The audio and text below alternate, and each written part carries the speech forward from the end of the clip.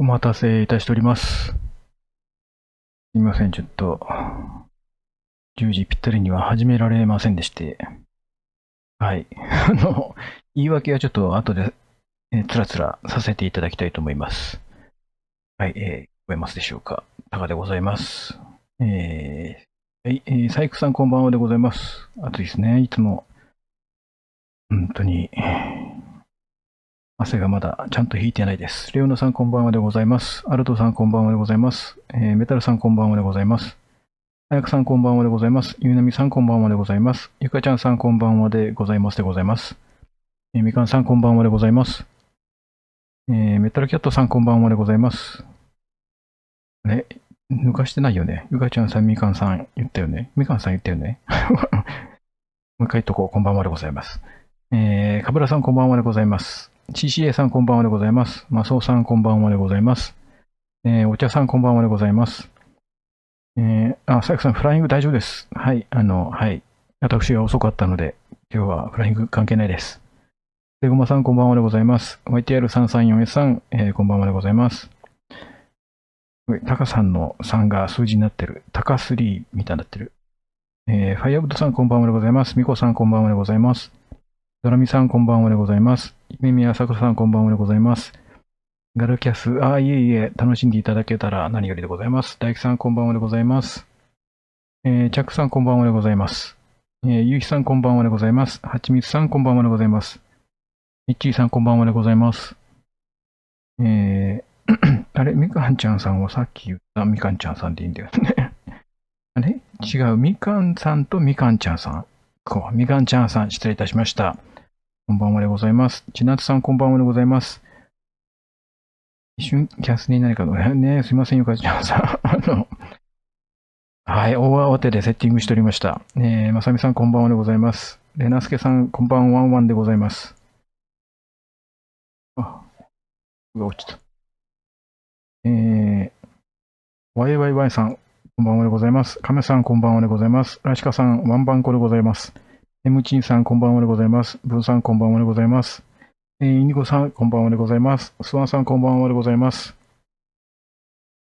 あれ ?YTR334S さんはさっき言わなかったっけあれちょっと待って。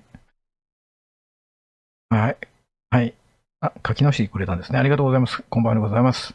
どこまで行ったっけママさんこんばんはでございます。翔さんこんばんはでございます。チャコさんこんばんはでございます。おみわラムラムさんこんばんはでございます。ポコラさんこんばんはでございます。ちょっと待ってくださいね。お茶爆の画像、ちょっとね、今、画面見てられてないんだよね。アプリの方を見てるのですいません。ひとみさんこんばんはでございます。みささんこんばんはでございます。扇風機使ってますよ、一応。はい。通知をね、いっぱいしてると大変ですよね。わけわかんなくなりますもんね。なんか、ものによって変えてても、結局同じね、SNS とかなんかで、いろんな通知が来ると結局、ごちゃ混ぜになりますもんね。中目さん、こんばんはでございます。さて、始まって4分。5分以内に追いつきましたよ。追いついたよね。ちょっと、すいません、慌ててて。いろいろ、本当にちょっと慌てててすいません。なんだっけ、126回かな、多分。はい。始めていきましょう。ちょっと待ってね。あれ、合ってるよな、これで。はい。キャスネリスタートでございます。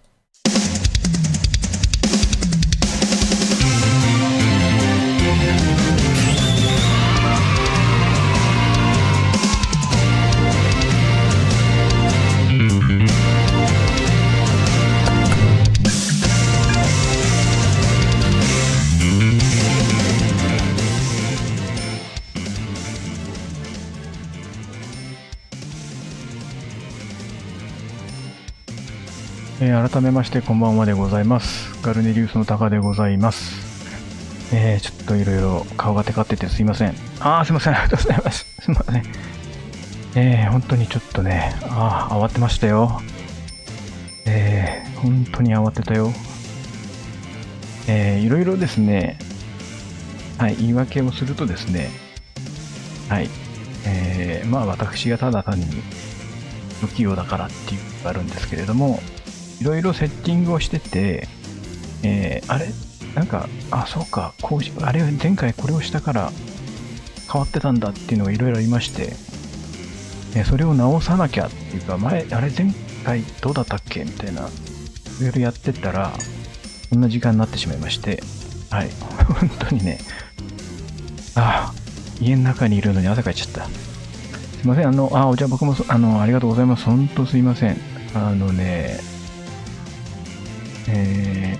一応ね、9時には買い出しを終えて、セッティングを始めて、9時半ぐらいまでは順調だったんですよ。これでも。で、いざ、この配信ツールを立ち上げてですよ。いろいろ、最終確認してたらですね、なんかちょっとカメラの設定がちょっと変わってまして、というのも、この今のメインのカメラですね。こちらを、今後、ガルネリの公式配信の方にも使おうかと思って、その公式配信で使ってるノートパソコンの方につないでいろいろ確認し事があったわけですよ。それで設定がちょっと変わってしまってて、こっちのそのメインのパソコンの方につなぎ直して、OBS っていう配信ツールですね。これを立ち上げたら、全然、今までと全然違ってる。そうか。ノートパソコン用に変えたからだってなって、慌てて設定し直してたらですね、前回どうやってたっけっていうのが分かんなくなっちゃって、こんなんだったっけな、違ったっけなっていうのとか、いろいろ他にもね、設定を久しぶりに見たら、設定っていうかいろいろ確認したら、なんかいろいろ変わってて、前まだこうじゃなかったよなとかね、いろいろあったんですよ。で、慌ててやってて、気づいたら、飲み物入れてないとか、髪の毛溶かしてねとかいろんなところで、はい。で、気づいたらもう2分前じゃんって。慌てて準備して、座ったのが10時ですよ。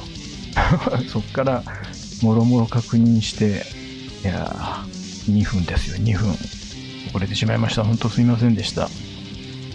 2分遅れたということでね、もう今日は早々に終わりたいと思います。もう本当にいやー、ガルケス楽しかった。ありがとうございます。本当に。名前紛らわしくてすみません。いや、全然大丈夫です。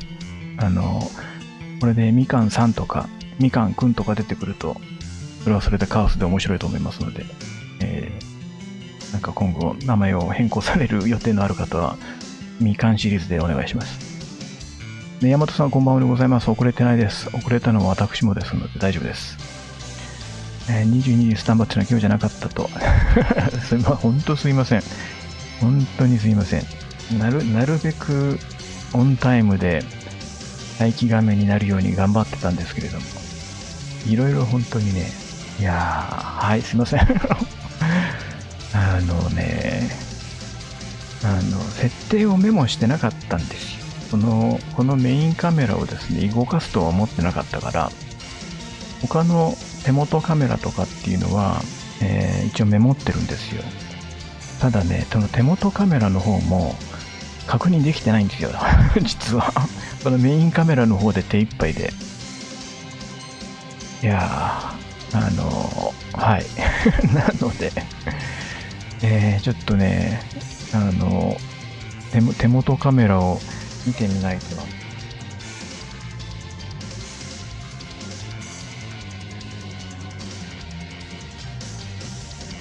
やるので、早々にね、ちょっと、何はともあれ、乾杯しますか。乾杯するものなんもないんだけど。じゃあそうだな。無事、ガルネリ公式アカウントからのガルキャスが終わりましたので、すっげえテカってるな。そちらの、お疲れ様でしたということで乾杯しましょう。今日は、白飛びしてる。ちゃんとロゴが見えるでしょ。カフェオレを作ってまいりました。ちょっと牛乳入れすぎたかもしれないけど。では、皆様お手元に飲み物、はい、液体物、固形物、無機物、有機物、何でも構いませんので、お手に取ってください。はい、お疲れ様でした。乾杯。いやー、何気にね、ホットコーヒーもちゃんと作ってるっていうね。いやー、暑かった。がバタバタしすぎて、いや、涼しいはずなのに暑い。ちょっといつもよりちょっとマイクの音量が小さいかもしれないな。ちょっと待ってね。まあいいや。はい。なんか、皆さん、いいね。お話みつやさんいいね。あずきバーで乾杯。歯を折らないように気をつけてください。ジンジャーエール乾杯いいですね。嫌だろうが何でも、もう乾杯してください。ポコリで乾杯。いや、ビールで乾杯。ガルキャスはなんか、評判良かったのかな、ちょっと。いろいろ私は反省点が多かったですけれども。ちょっと気になるマイク大丈夫ですかね。一応、声張れば張ってないけど、大丈夫かな。もうちょっと大きい方がいいかな。大丈夫かな。はい。じゃあね、落ち着かなきゃ。落ち着かなきゃ。でね、一応マイクの設定はいつもと同じなんだけど、なんで今日はこんなに俺の声がフェーダーで見ると小さいんだけど大丈夫かな。いや。ガルキャスは楽しかったですか。よかったです。よく声は聞こえてる。大丈夫。はい。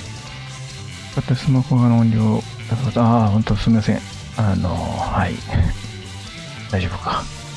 いろいろね、その設定を、そのノートパソコンの方でいろいろわちゃわちゃやってて、ね、その確認のために、すみません、ありがとうございます。本当申し訳ない。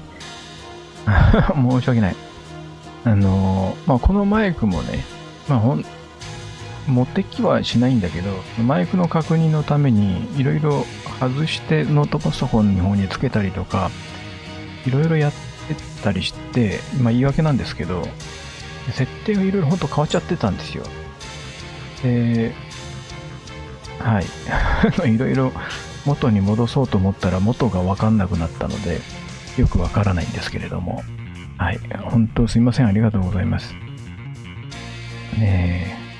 ガルキャスに関してはですね、ちょっと、前回の反省点を踏まえて、また次回やりたいところなんですが、一応ね、前回終わったところで、メンバーが、少なくとも年内1回はしたいよねっていうので言ってくれてたので、それに向けて今いろいろ頑張ってるところでございます。いろいろね、この前はね、これを買ったんですよ。ストリームデックってやつですね。左手デバイスと呼ばれるものですね。なんだろう。もうすでにループデックというものを私メインのパソコンの方で使ってるんですけれども、ここにですね、いろいろ機能を覚えさせてワンタッチで操作ができますよと。左手をずっとここに置いとけば、配信始めます、終わりますとか、もうすべてにおいて、音量を変えるのもいちいちマウスで設定開かなくても、できますよってやつを買ったんですよ。もともとループデックとこのストリームデック、メイン PC にどっちにしようか悩んでたんですけど、ループデックを選んだんですね、もう一個の方。これちょっと待ってくださいね。これはね、映んないか。ちょうどね、ここにあるんだよ。でもここで映しちゃうと、いろいろ問題があるんだよな。映してはいけないところに映ってる。ループデックの方はね、買ってよかったなとは思うんですよ。すごく作業がやりやすいというか。ちなみに、今回から、このお手元カメラがですね、前までは、私の古い iPhone で撮ってたんですけど、前までベースカメラとして使ってたウェブカメラを、お手元カメラにしました。というのも、バッテリーがちょっと膨張してきまして、これはちょっとやばいなと思ったので、古い iPhone 君はちょっと今回からはもう引退ということで。で、このウェブカメラ君ですね、フォーカスを当てるのに、レンズが動くので、ちょっと若干ね、こう、うねうね動いちゃうんですよ。わかります？画面が。むにって。なんかちょっと気持ち悪いかもしれないですけど。で、ちょっと近すぎたり遠すぎたりすると、ピントが合わないってね、今ここに合っちゃってるでしょ。だからね、ちょっとね、ピントが合いづらいですけど、で、ウェブカメラさん、めんどくさいですが、ちょっと今後はウェブカメラさんがお手元カメラになります。も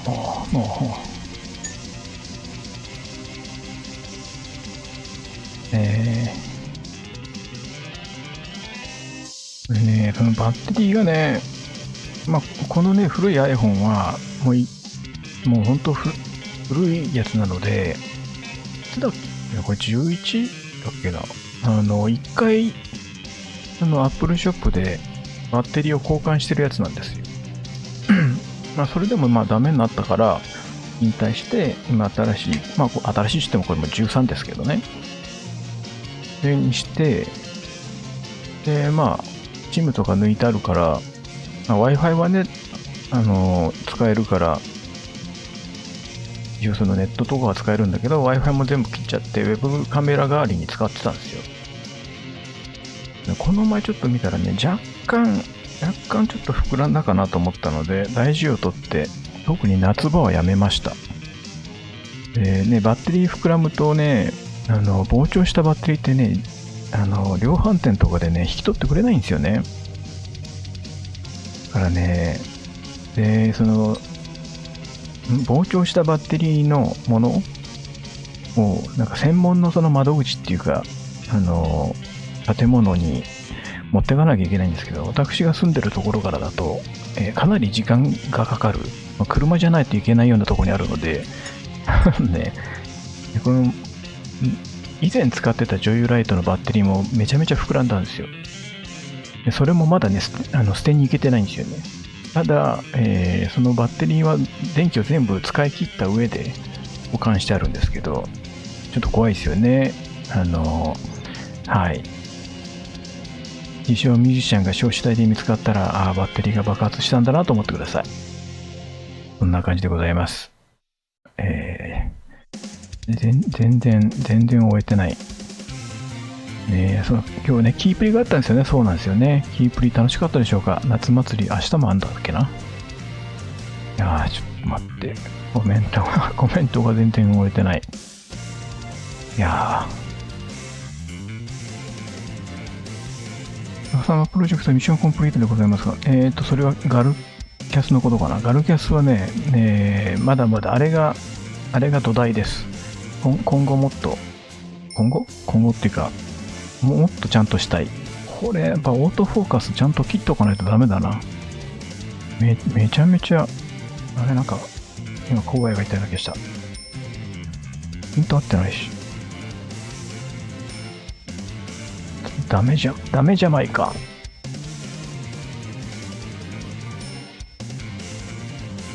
もう、ダメね、本当に。ガルキャス、楽しんでいただけたようでよかったです。はい、本当に。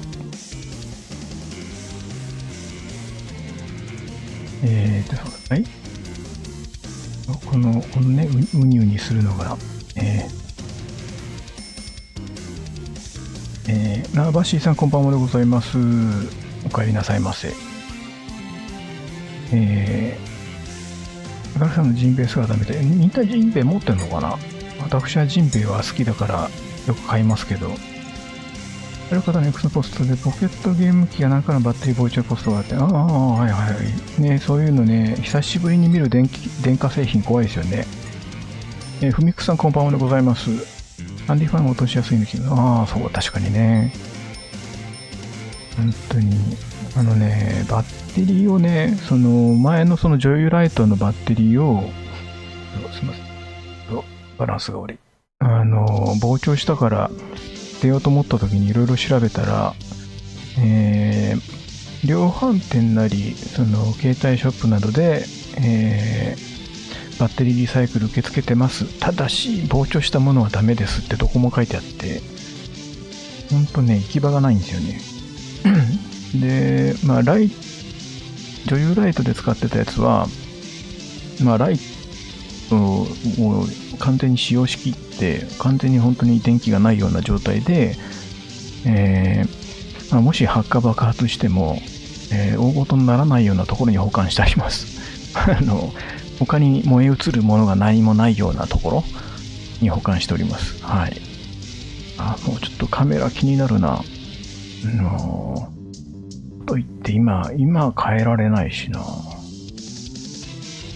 今変えたら、あれかな。消えちゃうのかな。待ってくださいね。カメラ制御。なんでこんなんなってんのよ。これオートフォーカスをちょっとやめの。ちょっと待ってね。なんか変なことになってる。ちょっと待って。今一生懸命頑張っとるんですけど。ちょっと待ってね。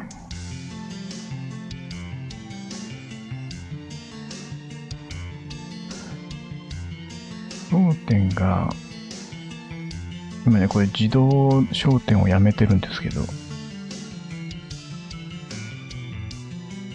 これで待って、自動の方がいいのかな。これはもう自動でいいか。すいません。いろいろ。はい。この後に及んですいません。ちょっと明るくなったでしょ。明るすぎるから大丈夫かな。白飛びしてる。いや。もういいよ。もうわかんないよ。もうお腹減ったからわかんないよ。ちょっと、急いで買ってきました。なんだろう、ちょっと待ってね。この左手デバイスは、またそのうち、ガルキャスで使えます。いや、ちょっと何から食おうかな。ご褒美だけいただきます。いや。ほんとね。なんかいろいろ大変。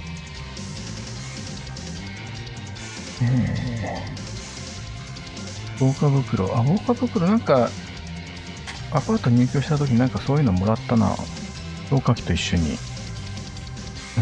どこやったかわかんないけど。すみません、ありがとうございます。何もしてないんで大丈夫ですよ。今日、そういやね、今日ね、本当何もネタがないので、お茶学部、投げなくても大丈夫ですよ。で、お礼画像も、前回、お礼画像で渡した、撮ってんじゃねえよ、俺バージョン、撮影バイジェロさんの別バージョンを送ろうと思ってるので、はい、大したことないので、はい、お気持ちだけで結構ですよ。なんか、クリームがさ、めっちゃくっついててさ、大変なんだけど。オートフォーカスの、すいません、いただきます。具合を考えると、やっぱ iPhone のカメラって優秀だったんだね。なんか、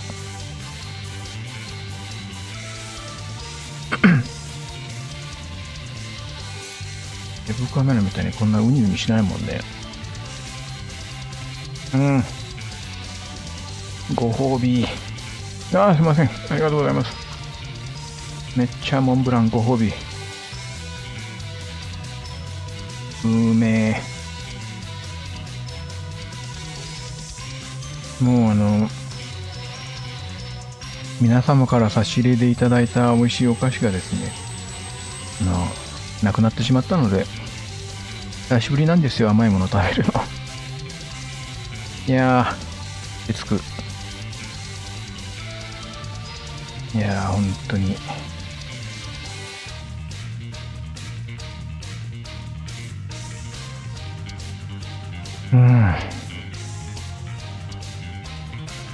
なんか久しぶりの感触って感じだな。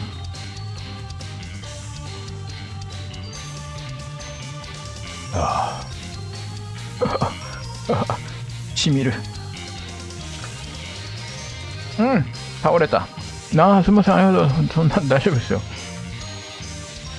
これ中に栗が入ってるね。ほら、わかる？栗が入ってた。ご褒美感満載。倒れちゃう。いや、もう8月終わりですよ。知ってました皆さん。明日で8月終わりですよ。夏休みの宿題まだ終わってないでしょ。ファンシーさんこんばんはでございます。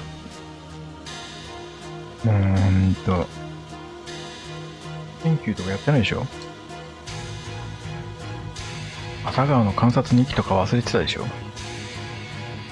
どうすんすか。もうあと4ヶ月で今年終わっちゃうんですよ。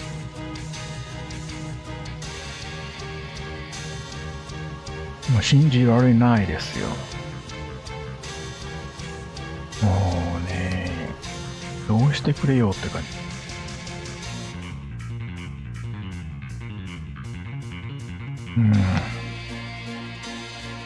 朝顔毎日写真を撮ってます。あら、素晴らしい。私、なんだっけな。朝顔をね、小学校の時育てたことがないんですよ。一瞬、虫がなんか壁を登ったのかと思って慌てたけど、自分の髪の毛だった。なんだっけな。ひまわりと、名前が思い出せないんだけど、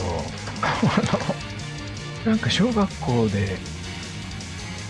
の授業でしか見たことない花があったんだよな。名前なんだっけな。なんかそういうのをね、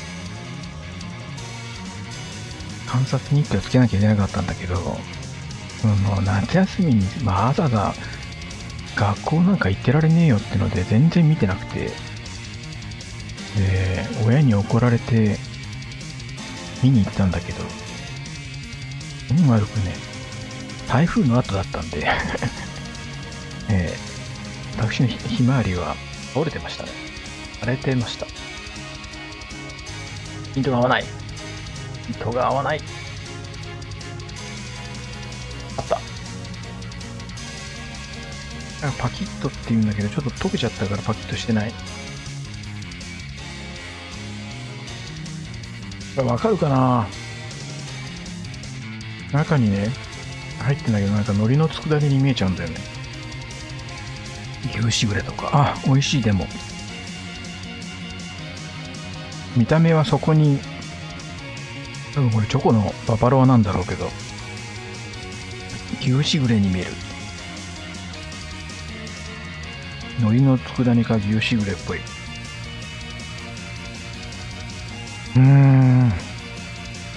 宝泉閣かな。なんかそんな感じの名前だったような気がする。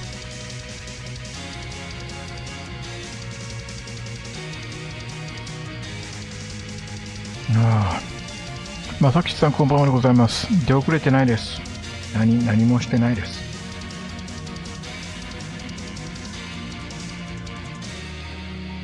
今日セブン行った時にハッピーになりたかったんで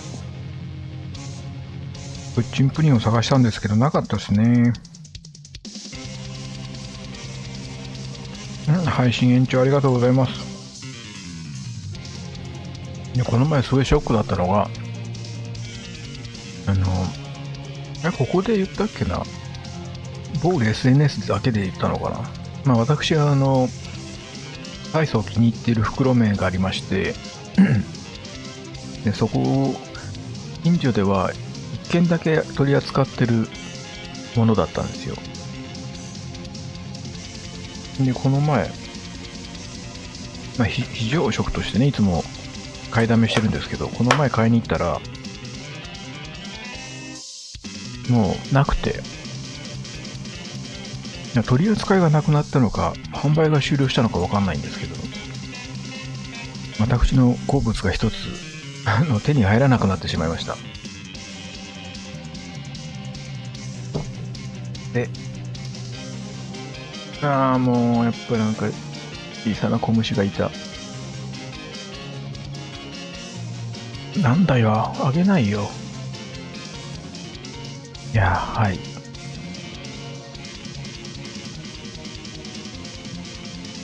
飼育当番、うちね、うさぎもね、鶏もね、なかったんですよ。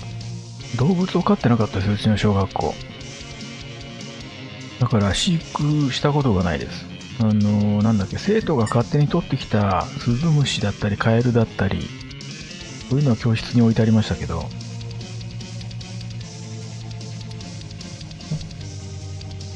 あとなんだっけ、カマキリとかもう、生徒が勝手に取ってきて、教室で飼いたいって言って、先生が、世話するのはお前らだから勝手にしろや、みたいな感じで突き放されて、ほんとちっちゃい虫がなんかいる。文章じゃないよ、本当にいるんだよ。そういうのは、本当なんか、そういううさぎを飼育する、鶏を飼育するとかってやってみたかったんですよね。なかったんですよ。なんだろうね。うちの小学校の教育方針がわかんないけど、なんかそういう動物はいなかったですね。これが、なんだっけ。とろけるチョコプリンです。ヒントが微妙にあったり合わなかったり。まだちょっと考えもんですな、今後。近すぎるのがあった。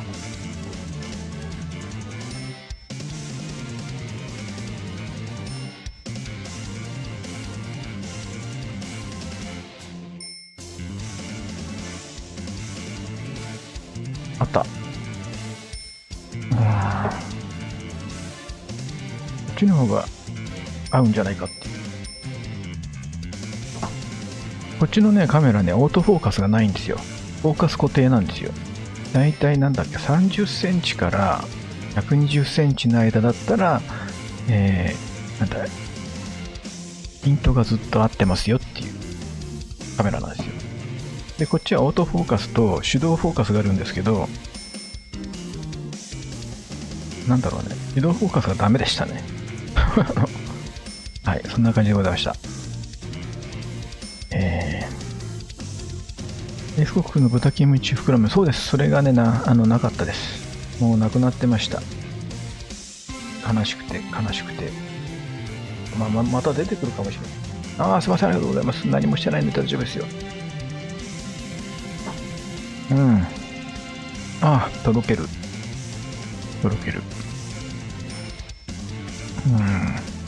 そしてカマキリの卵を浮かしてちびカマが耐えてさせて、それは楽しいですね。本当に。カマキリはね、わらわら出てくるのが楽しくてね。下にね、いちごの、なんか、なんていうの、ジャムというか、ソースがついてる。酸味はあるけど、いちご感はあまりないです。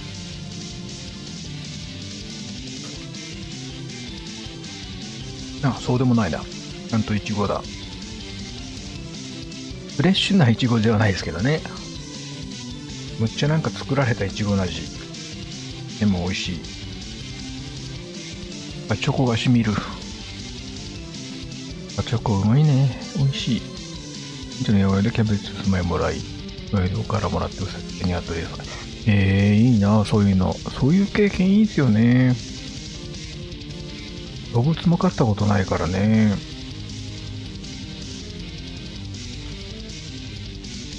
動物飼うのに向いてない人間だから飼わない方がいいんですけど。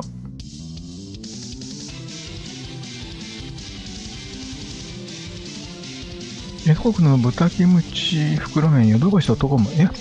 マジっすか。じゃあ買おう。配信してる場合じゃねえ。買わなきゃ。ヨドバシでめっちゃ買い物してるからさ、私。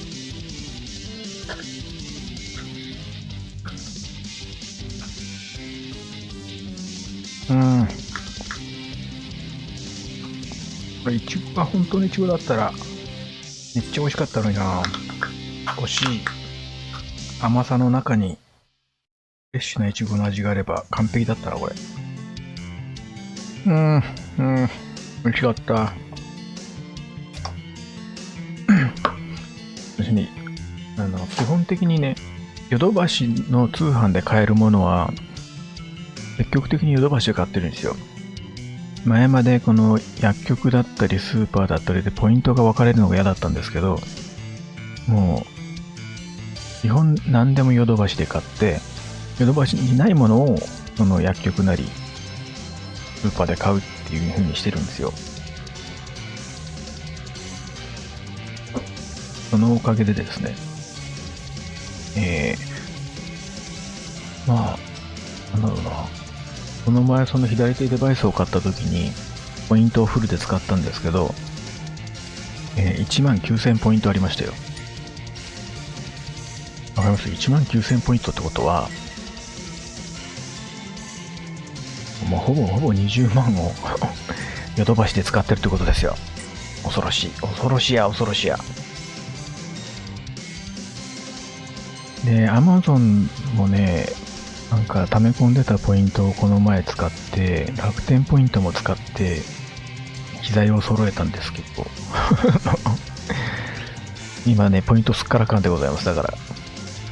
なんだろうね。でも、最初の予想よりも安く上がってるんですよ。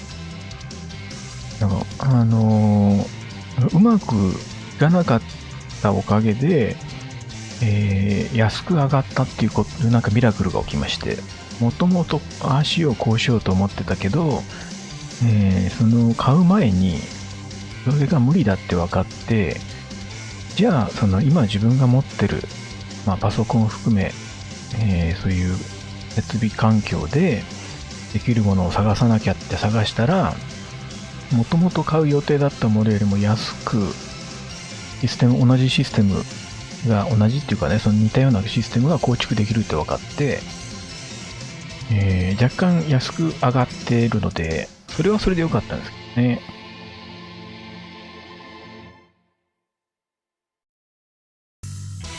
ただ、ものすごい買い物三昧してますね、本当に。本当に。アヌさんからもらった辛い麺、どんな味？難しいな。発音がわかんないんだけど、ビビンミョンっていう冷麺のやつなんですよ。袋麺のタイプで茹でて、で、冷たい水とか氷水で冷やして水切ってソースかけて、辛いソースかけて、ありがとうございます。これ今降ってきたのは何？これは何？恐竜毒。へえ、そんなものがあるのね。すごい辛いやつなんですよ。名前がね、ほんとわかんないんだよね。なんちゃらビビンミョンっていうやつで、昔は緑のパッケージで、袋にデカデカと唐辛子が書いてあったやつなんだよね。でそれがめちゃめちゃ辛いやつだったんですよ。アメリカ行った時にね、アーノルドとかに車で連れてってもらって、その韓国人マーケットに連れてってもらって、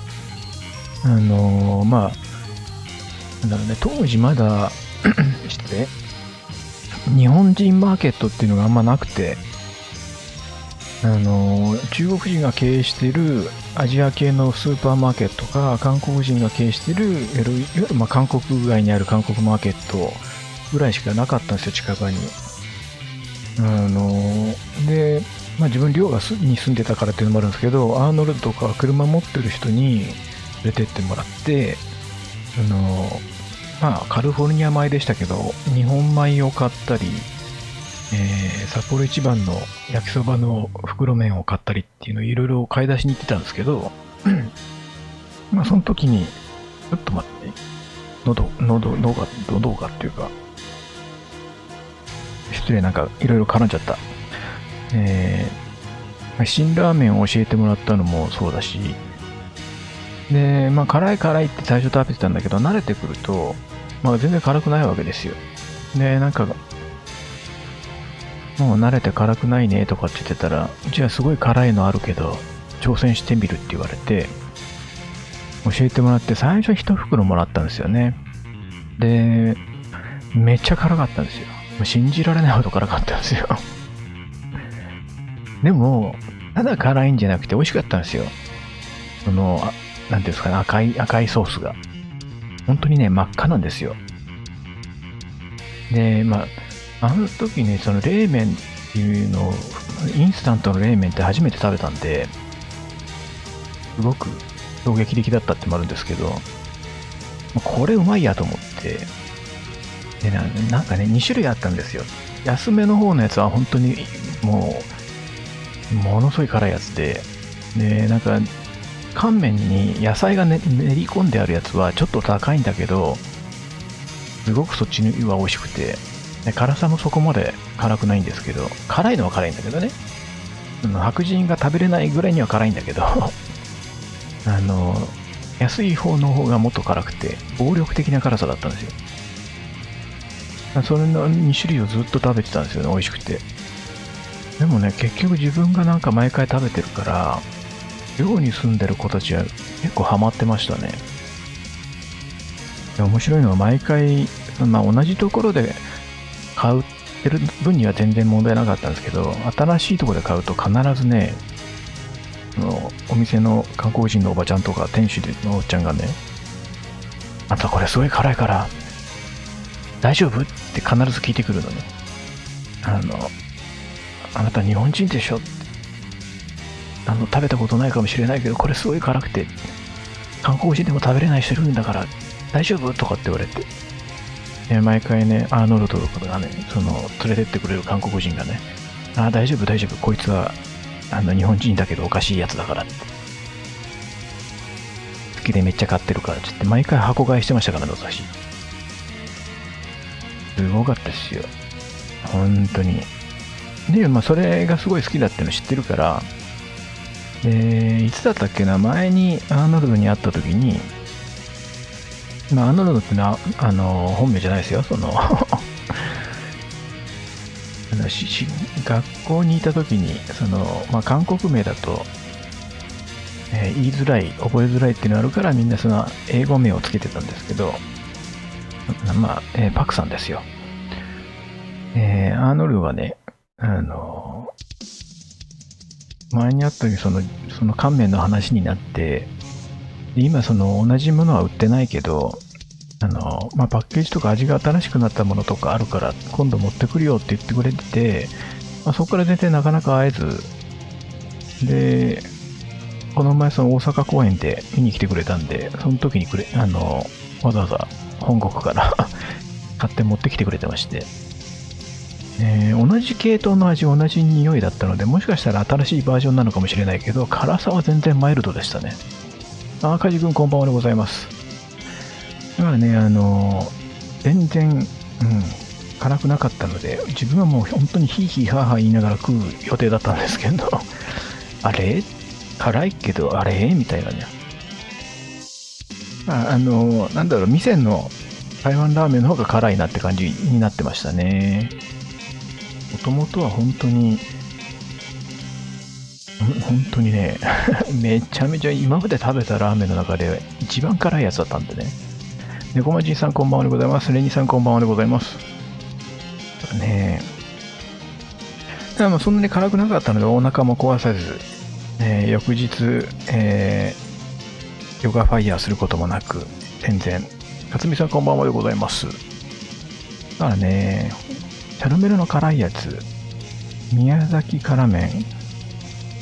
ああ、宮崎辛麺多分食べたんじゃないかな。チャルメラのやつでしょ。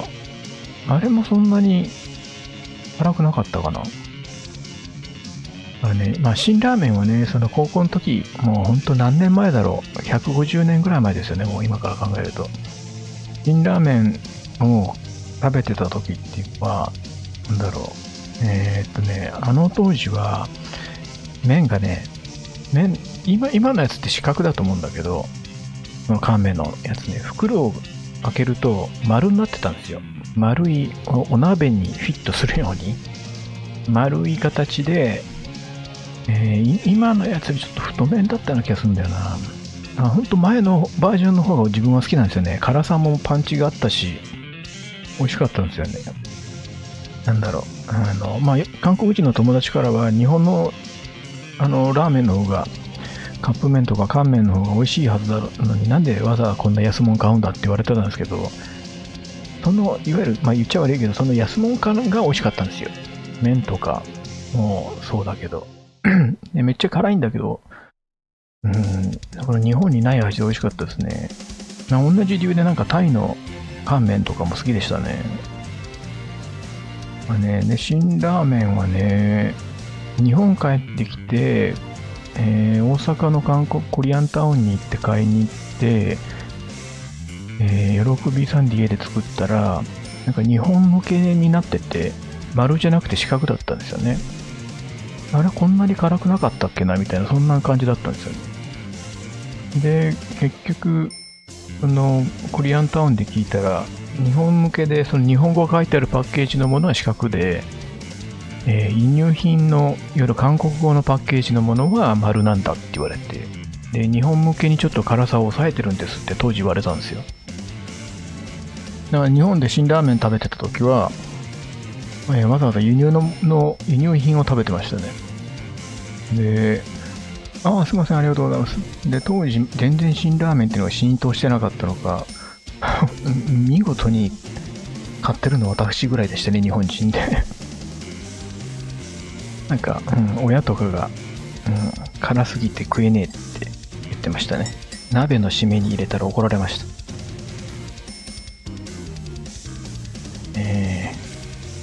あるのダメですが、キムタクさんが以前載せてた、バックムリーフォナポリタン。ナポリタン。あれね、美味しかったですけど、ちょっと胸焼けするぐらいのなんか油でしたよ。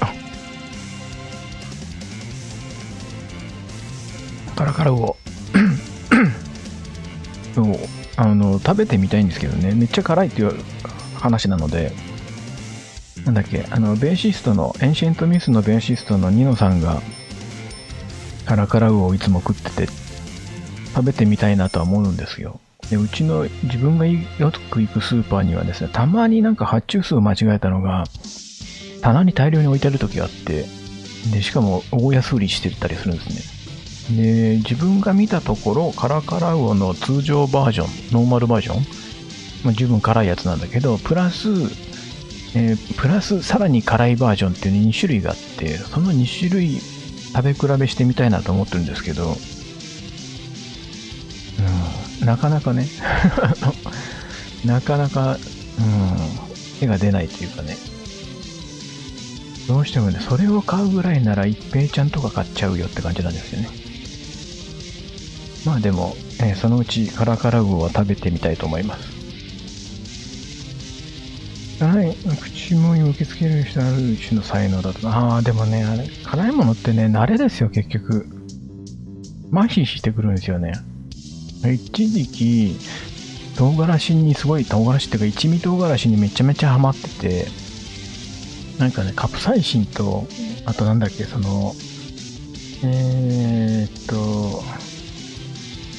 大豆から取れるやつ。なんだっけね。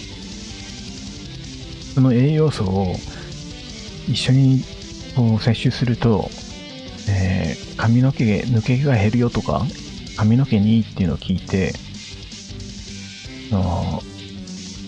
なんだっけ、大豆と唐辛子を一緒によく食べてたんですけど、そう、イソフラボンだ。それをね、やってて、結局イソフラボンっていうか豆腐をあんま食わなくなって、一味唐辛子だけ一時期すごい何にでもかけてたんですよ。で最初は辛い辛いって言ってたんだけど、慣れてくると、その1回にかける量が増えるわけですよ。気づいたらね、一瓶あるでしょ、一味唐辛子。あれをね、1回の食事で全部使っちゃうぐらいになって、俺これいかんなと思って。いろんなね、唐辛子の辛さには慣れるわけですよ。けど他のスパイスの辛さは全然ダメなんですけど、一味唐辛子の唐辛子の辛さにはすごく慣れちゃって、なんかもうなんならもうその一味唐辛子直接口に入れても全然大丈夫みたいな感じになっちゃってたんですよね。でもそれはちょっと体に良くないだろうということで、そっから半年から1年ぐらい唐辛子類を一切食べなくして、もうほんと辛いものを極力避けてたんですよ。で、それで味覚を戻したって感じです。ほんとね、ダメですよ。そういう刺激物って慣れちゃうんで、かけすぎには気をつけましょう。ということで、今日は、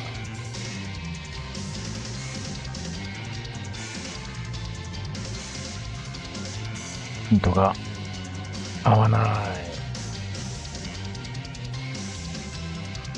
い。スーパーに行ったんですよ。はい、スーパーに行ったので、ヒントがあったり、合わなかったり。ちょっとね、いちごのショートケーキがどうしても食いたかったので、スーパーに行ったんですよ。で、前みたいにね、いちごのショートケーキとチョコレートケーキの2個セットっていうのがなかったんですよ。なんかチョコケーキ2個か、ショートケーキ2個なんですよ。おいおいおいと。俺に4個も食えというのかって。ね、誰もそんなこと言ってないんだけど、両方食べたい人はね、2個ずつ食わなきゃいけなくなるわけですよ。さすがに私、これ以上太れないので、ちょっとね、我慢して、いちごのショートケーキだけにしたんですけれども、それだとなんかチョコ感が欲しいなと思って、近くにあった、このベルギー生チョコプリンのアラモードというものを、代わりに買ってきました。はい。おすすめのスーパー。どうだろうな。昔、自分がね、葛飾区に住んでた時は、マルエツがすごく好きだったんですよ。当時住んでたのがね、最寄り駅で言うと、JR のあれは何線になるんだっけ何線だったっけ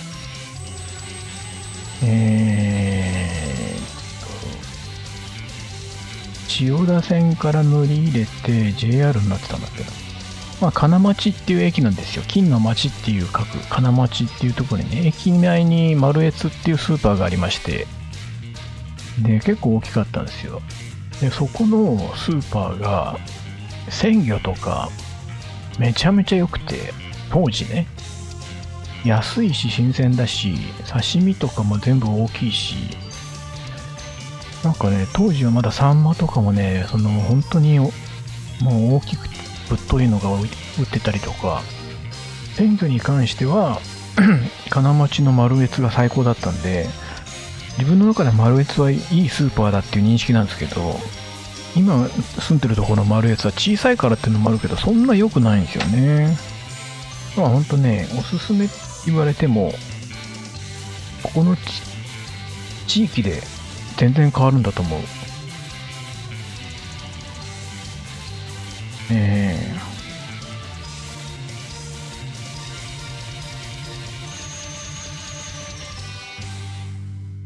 そう、常磐線か。常磐線各駅停車でが止まるとこです。はい。ドレミの抹茶。抹茶もいいよね。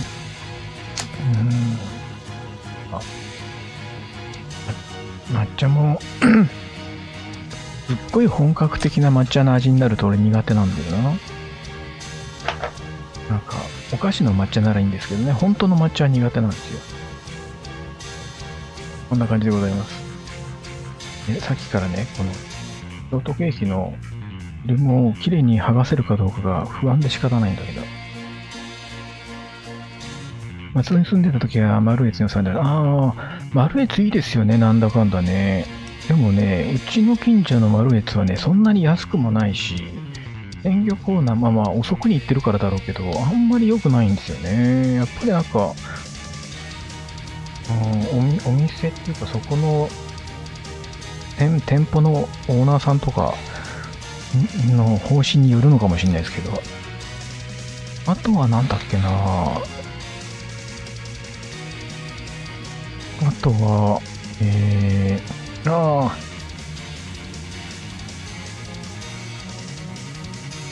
ライフもね、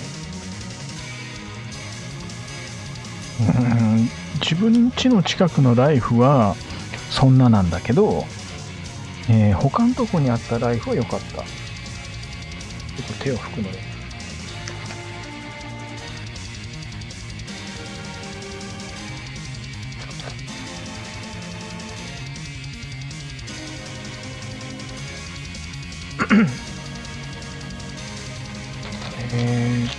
昔、なんだっけな、金町の駅の反対側に、スーパーがあって、そこはね、なんだろう、鮮魚以外は良かったんだよな。鮮魚とか、なんか、肉とかね、そういうものじゃないやつは安くて良かったです。でそこで売ってた、まあ、パックものなんだけど、穴子がね、大きくて安くて、定期的に食ってましたね。ここ名前何だったっけ。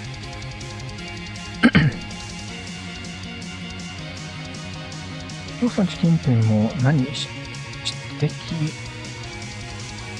的流なのなんて言うんだ今の侵食してますって何かわかんないけど、なんか侵食するものがあったな。歯磨きしたけどなんか会食がもう食べたい時に食べましょう。金町家から会社まで通り過ぎました。金町は良かったですよ。当時は、純一さんが東京に来た時に、私の金町のアパートで一緒に泊まってましたから。なるやつ仙台ないよ。そうなのか。これでかなりわかる。4番さん仙台。亀有はね、ショッピングモールとかいろいろあって賑わってましたけど、金町は下町って感じで過ごしやすかったですよ。全然関係ないけど、亀有に行きつけのお蕎麦屋さんがあってよく行ってました。チョコランさんこんばんはです。こんばんはでございます。ローソンの冷やしチョコクリームファン。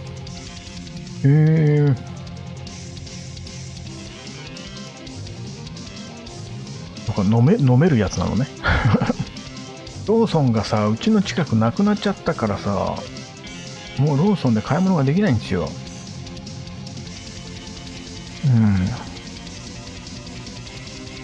サンマはね、食べたいね、美味しいのね。魚焼くグリルがないから、あれだけど。ラブランとして、ポロロッカ。お見渡スーパー。これ、ヨーカドー。ヨークマート、マニーマート。そう。ヤオコーはヤオコーでいいんですけどね。結構安いし。でもなんかね、第3次。こっちが。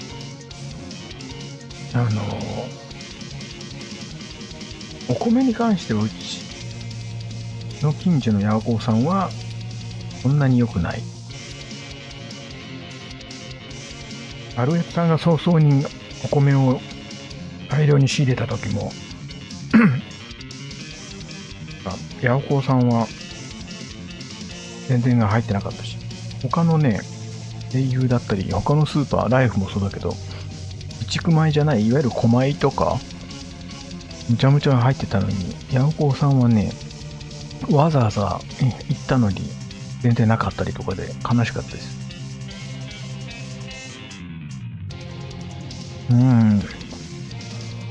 マルエツは関西なくてマル8。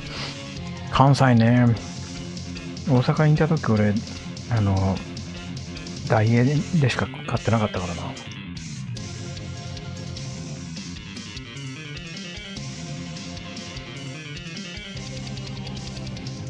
昔ね、昔っていうか大阪に私が住んでいた時は、JR の吹田駅っていうのがあるんですけど、吹田市っていうのは大阪の万博、昔のね、大阪万博があった時、一躍有名になったベッドタウンなんですけど、そこのね、ベッドタウンではない方、吹田市だと南側になるのかな。 JR の吹田駅っていう昔国鉄時代にいろいろ整備場だっけな、なんかそういうのがあって、国鉄関係とアサヒビールの工場があるっていうので栄えてたところに私住んでたんですけど、幼稚園からかな、それまでは名古屋っていう愛知県に住んでたんですけどね。でその吹田市越してきてから下がね大英だったんですよ。5階までが大英で、6階から上11階がマンションっていうね、もう当時引っ越してきた時が新築のマンション本当駅前なんですけど、そこに住んでたものですから商店街にも行かないし、買い物は基本大英内で全部済ますっていう、たまにご近所付き合いもあるので、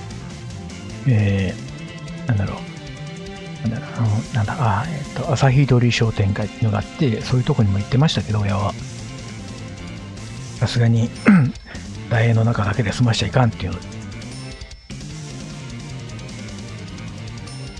なんか自分の中ではね大英最強だったんですけどね。大英がなんか経営不振とかいろいろなっちゃってね、もう残ってないからね今ね。そういう時仕事でよく行ってました。本当に昔純一さんも大阪にいた時、吹田のあれは阪急吹田の方か、阪急電車の吹田駅の方の近くにあるスタジオをよく純一さんが使ってて、純一さんが純一さんと出会う前、結構そこに通ってたらしいんですけど、結構ね自分ニアミスしてたんですよね。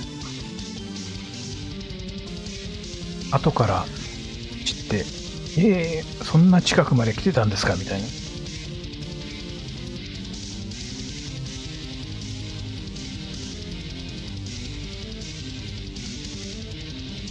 名古屋っていうかね今は日清市になってるけど、当時日清町って言われてたすごい田舎のとこに住んでましたよ。ダイヤスプレー懐かしいな。住んでも大学がいいようになって閉店しました。イトーヨーカドーもなくなって1年以上経って、そうあれは良かったよ。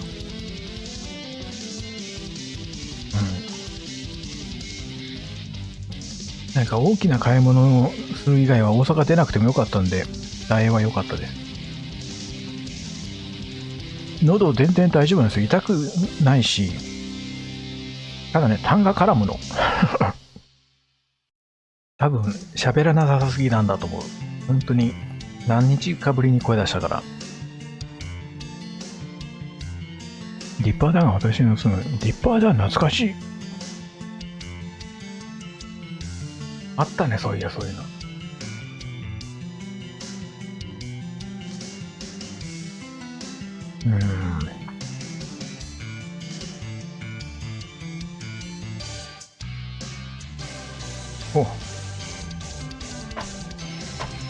なんかね、愛知県に住んでる時もね、幼稚園入った1年目か、なんか3年生の幼稚園に入ってて、最初の1年だけまでか日清町、当時日清町だったところに住んでたんですよ。で、大阪越してきて、幼稚園入り直しで、なんかね、目の前に道を挟んだ向かいに、女子の短期大学があって、そこのなんか学科で、お坊さんなり教師なりなんかの学科があったんだろうね。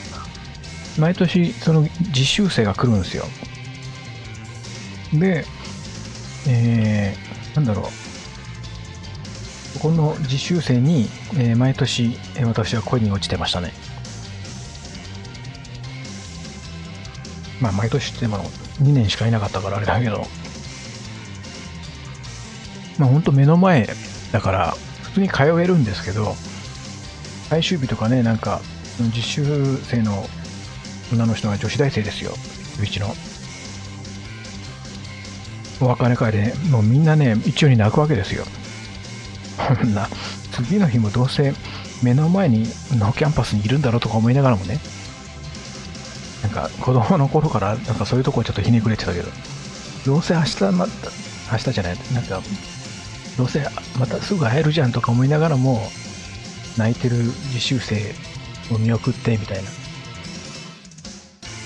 でも、なんかね、運が良かったのか、2回とも実習生が他の幼稚園のクラスに来てる実習生違って、なんか私のクラスに来た実習生がみんななんか可愛かったですよ。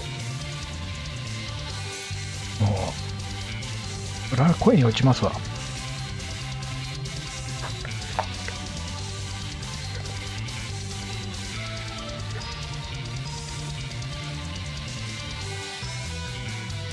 多分私の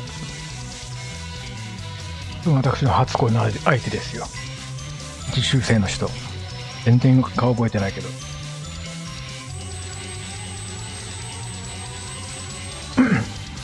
なんかね、可愛かったっていうよりもね、印象的には、これ言ったら惹かれるかもしれないけど、年長 ?2 年生で、その1年目も2年目も、実習でうちのクラスに来た人たちが、2人とも、まあ言ってみたら、スタイルがすごく良かったと。お胸の方がちょっと大きかったんですよ。すいません、ありがとうございます。今回青い料理、その、大きなお胸に私はやられてしまいまして、一目惚れですよ。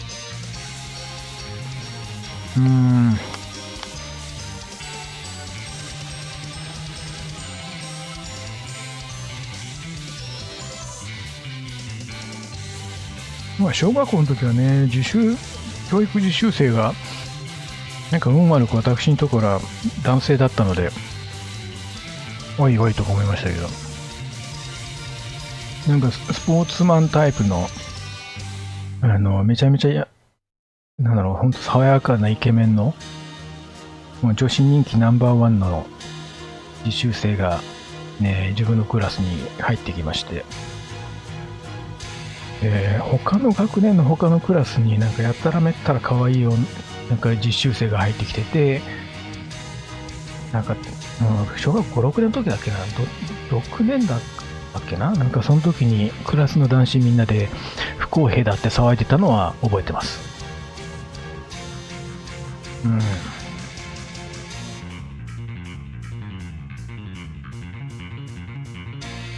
ま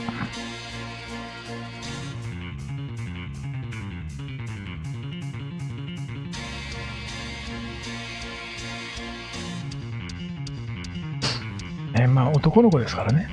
はい。その一言で許されるものかわかんないけどなんかね、私物心ついてきたらっていうか、小さい頃からちょっと失礼、フレームアウトします。ゴミ袋からちょっとはみ出てました。失礼。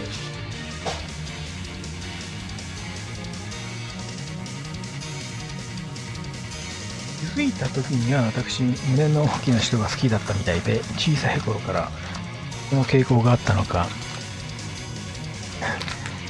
なんだろう、前、小学校の時かな、すでになんか、この傾向が強かったんでしょうね。母親にね、あんたは本当に胸の大きな子が好きねって言われたことがあって、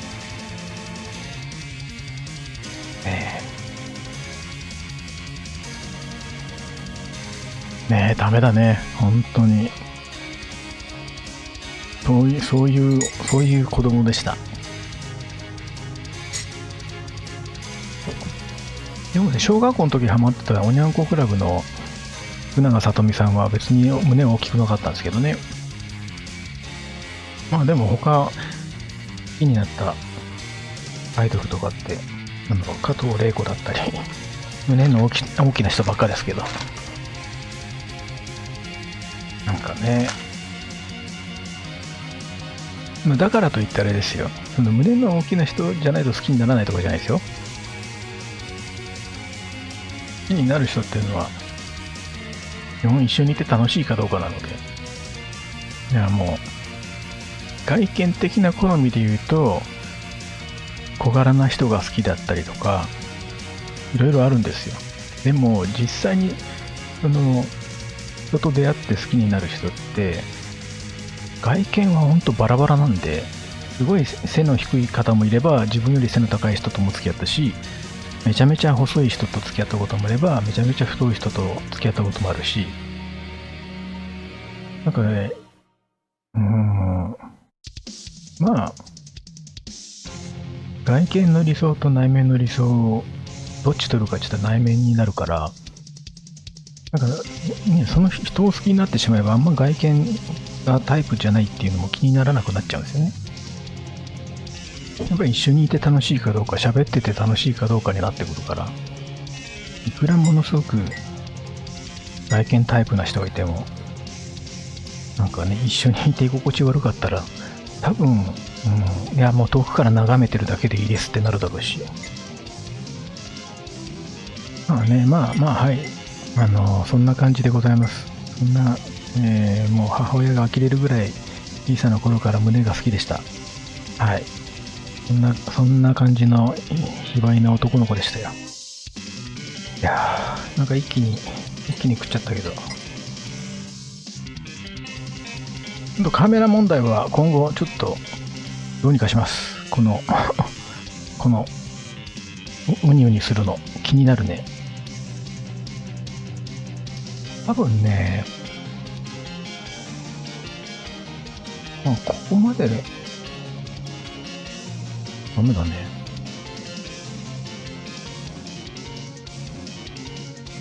どこが焦点ポイントなのかよくわかんないな。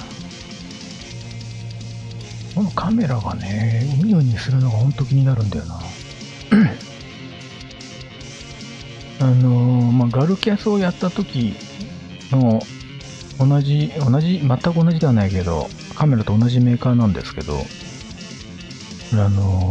今までね、そのベースカメラにして使ってた時もそうなんだけど、基本、ちょっと離れてるから、フォーカスは常に合ってたんですよ。で、合ってね。今回みたいに物が近寄ったり、遠ざかったりっていうことは基本なかったから、こんなうねうねするとは思ってなかったな。頂点が、待ってね。ここで、今合ってるのこれ。これ合ってるの？ボケてる。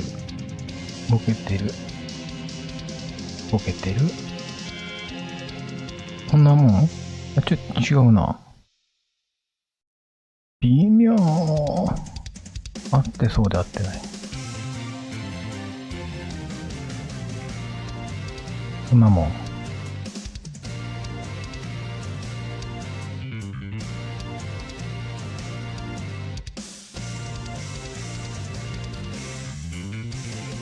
当点距離が結構遠いんだね。こんなにカメラに近いのに。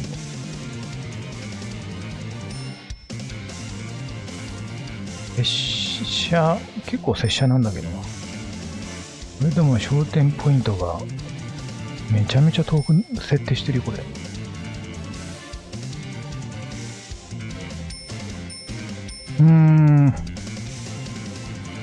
配信中にいろいろやるなって話ですよね。はい。すいません。脅すぜ。いや今後考えます。ちょっとね、焦点を、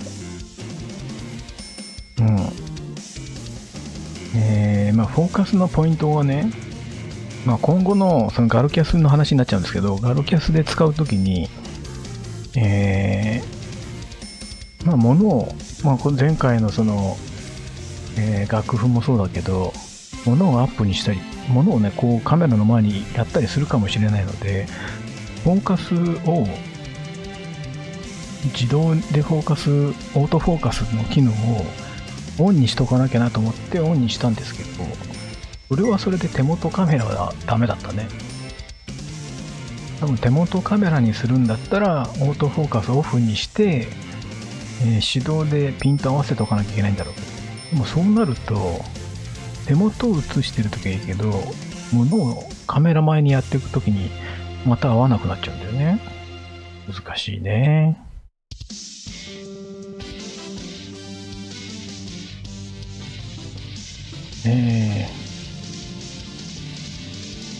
レイ君たちとやった秘密の会話楽しかった。はい。楽しかったですよ。あれはもう、なんだろう。10と大5とのメンバーで集まったことがないっていうから、じゃあちょうどいいからみんな集めようってことで集めて、自分はもう端っこによってあまり口出さないというか、会話に参加しないようにしてましたけど。S さんこんばんはでございます。はい。ちょっとね、ほんといろいろね、いろいろ設定難しいですな。本当に。そうなかなかね、筆頭もそうだし、10のボーカルのゆうやさんもそうだし、なかなかこう、そういう飲み会に参加しないであろうメンバーが、もう本当全員揃ったのでよかったです。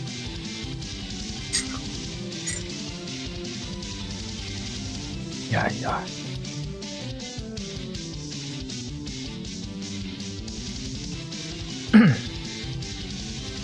なんかね、ほんといろいろこう、ガルキャスとか今後のね、出張キャスネリのことを考えて、いろいろ今設定とか見直したり、ノートパソコンの方での設定を改め直したり、その出張配信だったり、出張キャスネリだったり、そのガルキャスに向けて、思い描いてる配信ができるように機材を揃えたりとかしてるんですけど、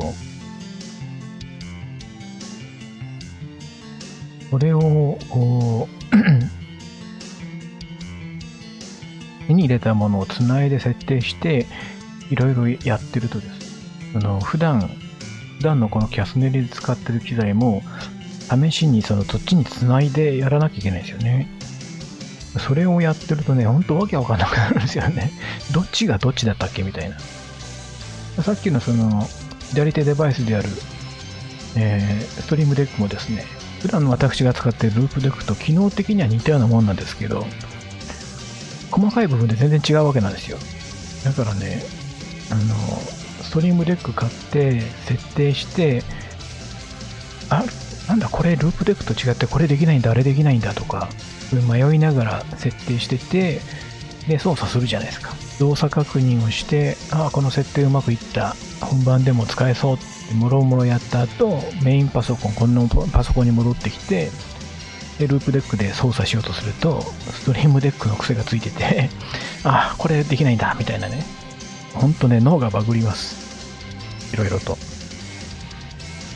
でもこのマイク設定もそうだし、BGM の設定もそうだし、ノートパソコンとメインパソコンで全く違うので、いろいろね、ほんと、わけわかんなくなっちゃいますよ。アルカドルで次の実験しましょう。本当、在強盗のメンバーを巻き込んで出張配信やりたいなと思ってるんですけど、在強盗のメンバーからしてみたらいい迷惑でしょうから、そんなお試しに使うんじゃねえよっていうね。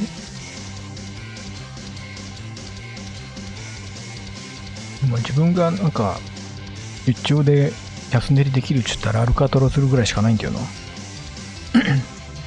まあ結城さんのお城に行かせていただけるならそれでもいいんですけど。ただ今ね、まだ、持ち運び用のキャリーケースとかを買ってないので、結構今の、材料だときついです。前回ガルキャスの時でギリだったんで、ガルのリュックとガルのトートを2つともパンパンにして持ってって、これ以上はゴロゴロ引いていかないと厳しいなっていうのがあって、まあいろいろコンパクトにはまとめてはいるんですけど、やっぱり、キャリーバッグで、なんか振動とかあっても問題なさそうなやつを入れて、パソコン本体は、パソコン入るリュックか、手提げのパソコンバッグにしようかと思ってるんですね。なかなかね、本当にすごいよ。ものすごい機材の数になったよ。お前何者だよってぐらい。なんでしょう。本当に配信をなりわいにしてる人からすると、安物で揃えてるから、そんなものばっかり増えてどうすんだって思われちゃうものが多いんですけど、でも一応ね、自分の限られた予算内で、自分の思い描いたシステムを構築するためのものを必要最低限揃えた感じですね。もっとクオリティを上げるんであれば、もうほんと1桁万円増えるぐらいの覚悟で、設備投資しなきゃいけないんですけど、さすがにそれはできないので、まあでもね、いい時代になったもんですよ。昔はこういう機材を買おうと思ったら、もうね、何十万とかじゃもう全然足りなくて、すぐ数百万とかいってまったものが、ちゃんとしたものを買おうと思ったら今何十万かで済むわけですよね。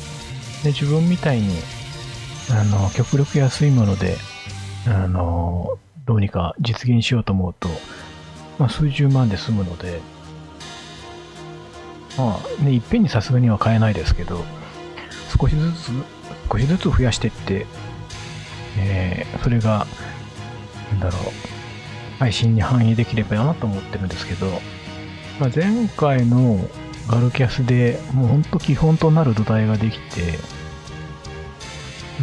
まあ、次の段階に進もうと思った時に、思ってたものができないって発覚して、で、調べてみたら、なんか、意外と同じ壁にぶち当たってる人がいて、その人を参考に調べ直したら、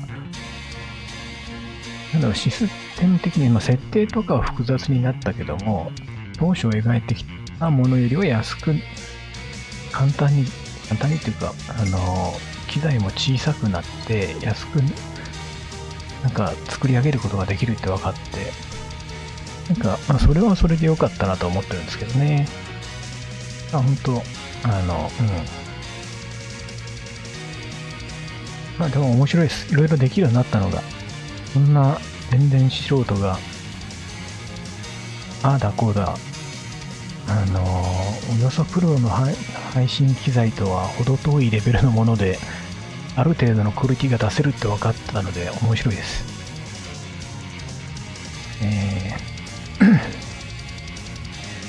なんかいろいろ、面白いですよ。なんか、パソコンって融通きかねえんだなって思ったり、なんか、そうかと思えば、こうすればパソコンって騙せるんだとか思ったりね。なんかね、機械って頭いいんだか悪いんだかみたいなね。この配信ツールもそうですけど、いろんなプラグインって後から機能を追加できて、それをすることによって、今まで実現できなかったことが実現できるようになったりとか、面白いですね。何年か前だったら、もう1、2年前でもそうですけど、できなかったことが今はできますよみたいなね。やっぱり同じように、すいません、ありがとうございます。同じようになんかいろいろやりたい人がいて、で、そういう人たちが、頭のいい人たちが、そういうプラグインを作って無料配布してたり、それが製品になってたりとかっていうのがあるので、当初配信を始めた当初だったら絶対できなかっただろうっていうものが今できる。本来パソコン上ではできないんだけども、その抜け道を作ってくれてる人がいたりとか。なので、本当何十万もかけずに、本当に20万ぐらいで結構いろいろものが揃ったので、なんか本当ね、いい時代になったなと思います。本当に。ねえ、言うたらあれですよ。昔だったら動画編集ソフトだったり、画像編集ソフトも、プロ仕様しかなくて、普通の人が買おうってすると、30万します、50万しますみたいなね、ソフトだけでそれぐらいしたものが、今は無料版っていうのがあって、これ以上の機能を使いたければ製品版にアップグレードしてくださいみたいな。でその無料版で、いわゆる仕事として使ってない人間は十分なわけですよ。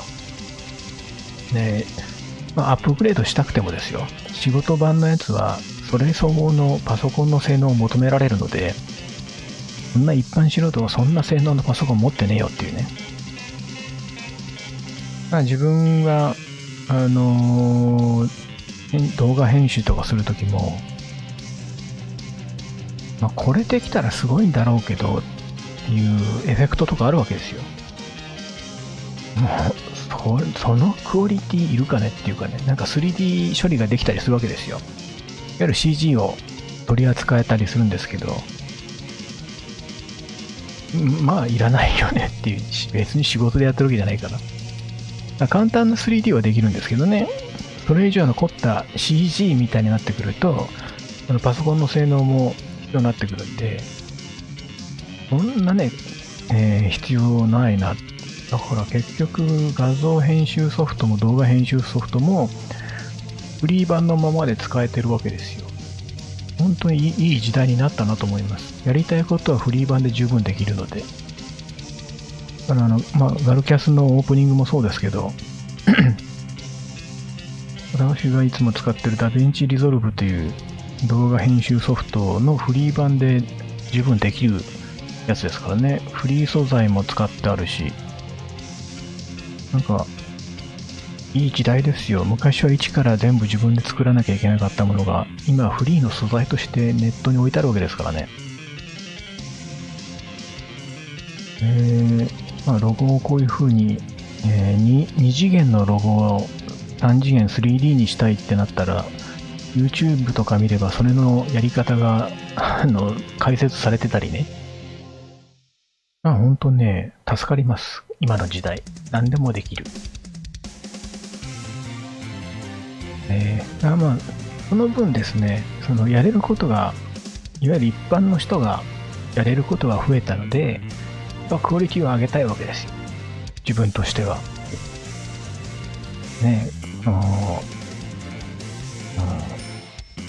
ガルネリウスというバンド、楽曲なり音楽活動に関してはすごくクオリティ高いものをずっと求めてきたわけじゃないですか。メジャーデビューしても20年超えました。いわゆる中堅からベテランに差し掛かろうかというバンドが、ずっとガルネリウスの看板を汚さないように、レベルを下げないようにって気をつけてた音楽活動があってのものなので、配信でそこに泥を塗るわけにはいかないわけですよ。もうやっぱりガルネリ公式の、チャンネルさすがだね、やっぱりガルネリだねって思ってもらうためにも、まずは個人配信、自分のキャスネリよりもクオリティが上がらないと嫌だっていうのもあるし、ガルキャスを見た人がなんかね、楽曲とかライブはクオリティ高いけど、配信しょぼって思ってほしくないというかね、思われたくないというか、なんか、配信もこいつら手抜かねえな、やっぱりしっかりしたものを出すねって思ってほしいんですよ。というか、そういうふうに思わせたいわけですよ。だから今後もし、このね、ガルキャスがうまくいって、運営側が、じゃあ、なんか良さそうだから運営側が引き継いでやるよって、ね、なった時にですね、しょぼいままでやられたら嫌だから、最初にね、運営にプレゼンする時点で、今自分ができる最高のクオリティでプレゼンしたいわけですよ。で、既存のね、基本は既存の、今までもね、もうすでに知ってて応援してくれてる方へ向けての配信ですけど、ガルキャスも。今までガルの楽曲を聴いたり、ライブを見たり、音楽したでの音楽活動を見てた方が納得するぐらいのレベルにはしたいわけです。ガルネリだったらこのレベルで配信してても当然だと思われたい。なんかやっつけでいい加減に配信してると思われたくないので。そこら辺でね、カメラの画質はどうしても、配信ね、ツイキャスさんが、フル HD でしか対応してなかったり、YouTube もそうですけど、今後 YouTube は 4K 対応するのかな？なんかね、画質だけにこだわってても仕方ないんで、反映されないものは無理にはやらないです。だからウェブカメラもフル HD のみのやつにしてるんですよ。今主流ウェブカメラでも 4K が主流なんですけど、4K で撮ったところで配信しても 4K にならないので、そういう無駄なところにはお金をかけない。ただ、フル HD のウェブカメラなら、フル HD でも、ちゃんと画質がいいもの、同じフル HD を歌ってても、ものによっては残念なものもあるので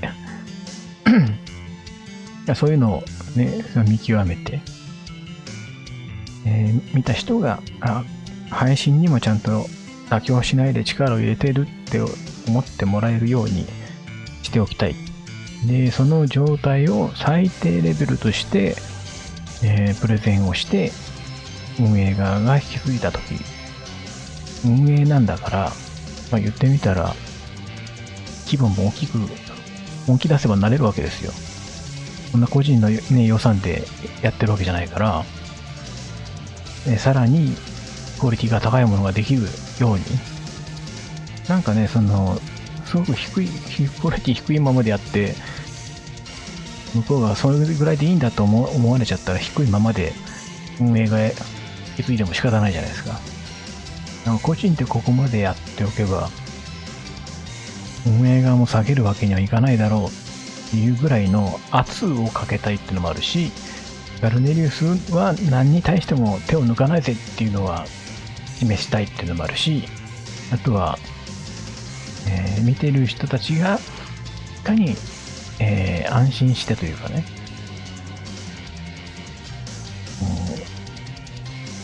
納得して見ていただけるか、音質画質等気にならずにガルの、トークの面白さだったりメンバーのおかしさだったりっていうのに集中できるように、そこはやっぱりねこだわりたいんですよね。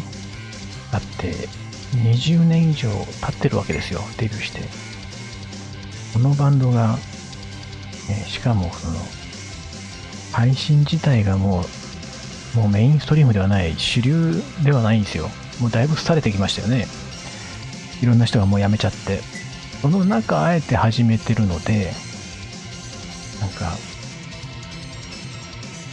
後発遅れて始めたのに、今までやってきた人たちのことを全然勉強もせず低クオリティのまま発信するっていうのはちょっと許せなかったんですよね。なのでそこら辺をね、後から後発隊がやるんだから、先人よりもやっぱりスタートの時点で勝ってないとかしな話でしょ。だからもう他のメンバーとかが引くぐらい私はもう準備に時間もお金もかけてますよ。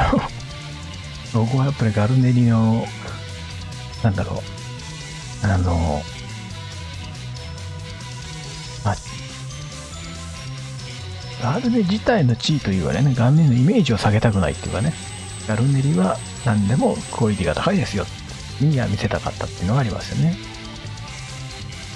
本当になんかメンバーの総意ではなく、これは完全に私の個人的な意見ですけどね。いろいろ今まで、まあ入る前もそうだし、加入した後もそうなんだけど、いろいろそのガルネリウスがここの存在であるためにいろいろありましたので、いろいろ言われてきたし、ものすごくまあ、楽曲制作、ライブ活動とか、やっぱきちんとしなきゃいけないっていうので、暗黙の了解もあったし、実際に口に出しても言われたけど、やっぱり求められてるものもあるし、こっちが出したいというこだわりもあるので、クオリティは本当極限まで高めてたわけですよね。それを音楽活動の一環としてね、なんかネット関係も同じ気持ちでやらないとなと思うわけですよ。ね、運営側とかってそこまでいわゆるネット世代の若い人たちじゃないわけだから、あんまりネット活動はもう広報の一環ぐらいにしか考えてなくて、なんか本当こう必要最低限やっとけばいいんだろう的な感じの印象を受けるので、もう今はね、ネットはもう切り離せないものだから、そこはやっぱり音楽活動と同じで、手は抜きたくないですよね。自分としてはやっぱりそこも抜かりなく、ガルネリウスに好きなしって思わせたいわけですよ。もう個人でやって、まあ、頼まれたわけでもなく、勝手に個人でやって、個人でここまでのレベルができるんですよっていうのは見しとかないとね。運営がなんかこれは良さそうだ、じゃあ俺が今後は俺たちがやるよってなった時に、自分の配信提供レベルが最低限だとやっぱ思わせたいので、なんかね、もうやれる限りやりますよ。まあね、まあメンバーとかもいろいろ気を使ってくれて、ガルキャスの方の経費とかで買ってもいいよとか言ってくれたんですけど、そこはもう、一応キャスネリとかでも使い回す予定なので、キャスネリの方の経費として全然やってるんですけど、まあもともとやりたかったことでもあるし、ガルキャスを言い訳に買い漁ってるっていうのもあるしね。もともと前からいろいろああしたいこうしたいって思ったやつを、やっぱりね、自分のキャスネリだけだとさすがにいらないかな、ダメかなと思って躊躇してたものが、ちょうどよくガルキャスをやれるとなったので、両方に使えるんだから買っといた方がいいよねみたいな自分の中の言い訳が成立するわけですよ。まあね、ガルキャスのおかげでキャスネリも出張ができるようになったわけです。結構なクオリティ高く、それはありがたい。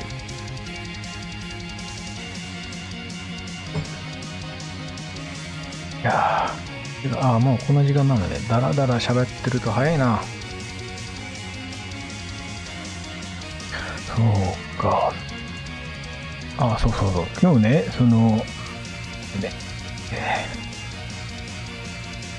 いろいろ時間かかった理由の一つに、いろんな設定を見直していくっていうかね、再確認してたんですよ。でその中のね、一つでね、まあ、ツアー帰ってきました。よいしょ。で、久しぶりに機材をお家にいろいろつなぎ直しました。で、ちゃんとできてるかどうかの確認をしてまして、それの確認ついでに、ベースをね、配信でもう久しぶりにベース鳴らしてないなと思って、いろいろちょっと、設定を、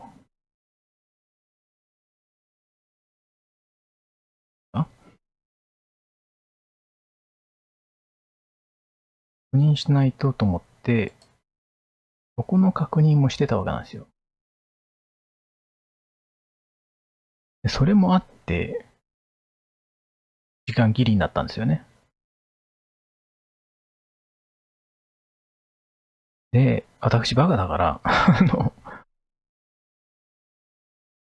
配信の機材をつなぎ直してね、ツアーから帰ってきて、機材をつなぎ直して、で、配信の設定を見直してっていうか、ああだったっけ、こうだったっけみたいな音を確認してたら、ついつい、そっからなんか練習が少し始めそうになっちゃって、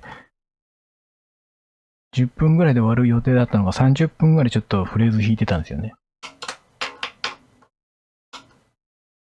それもあって、今日は時間がなくなったと。で、以前こんな感じでしたっけ音とか音量とか。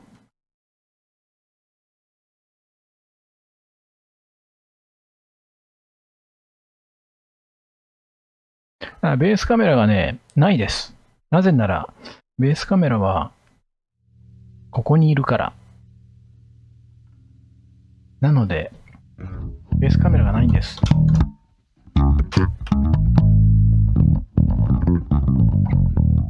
なので、ベースカメラがないんです。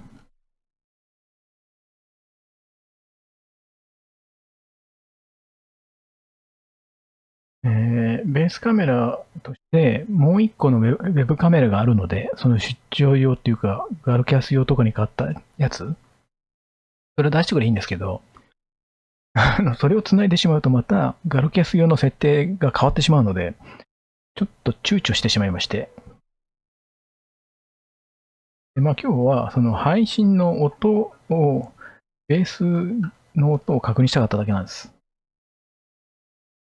で、なんか、大丈夫ですか？音は大丈夫ですか？前と一緒？よく聞こえる。音は良さそう。設定をメモりましょうって、そのメモってるんだけど、なんかね、違うんですよ。いろいろね、前回までと配線の仕方が変わってたりするんですよ。でそれによって同じ設定が効かないんですよね。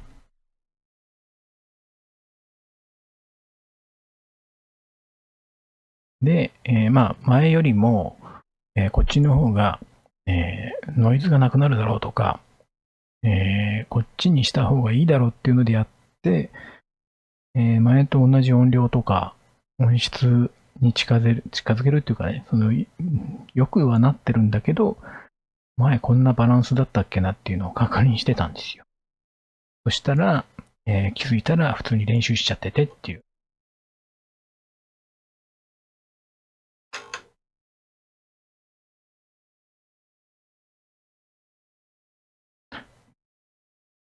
一応、音は割れてないね。もっと大きくてもいいのかな？配信用にコンプはつけた方がいいのかな？なんか、ちょっとギリかな。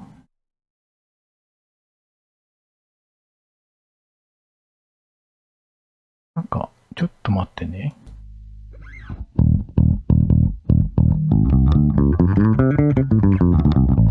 これはどう？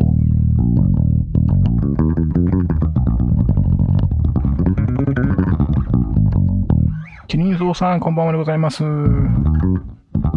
ンプはね、パソコン上で、一応なんだっけ、アンプのヘッドのシミュレーターをかましてた時期があるんですが、今はマークベースをやってます。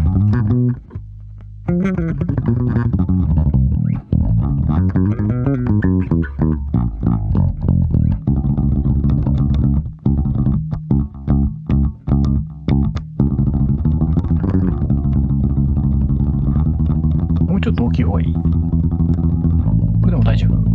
ありがとうございます。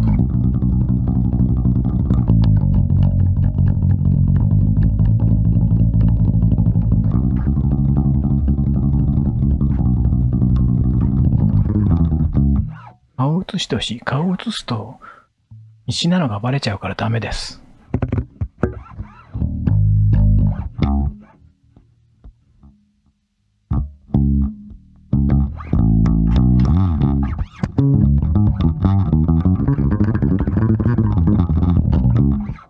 これ忙しいよね。何の曲だかわかるかな？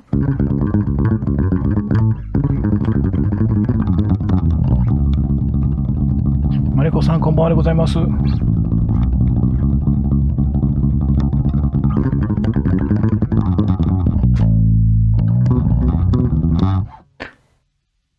もう少し音量アップ。ちょうどいい。あ、微妙なところってことね。難しいところだ。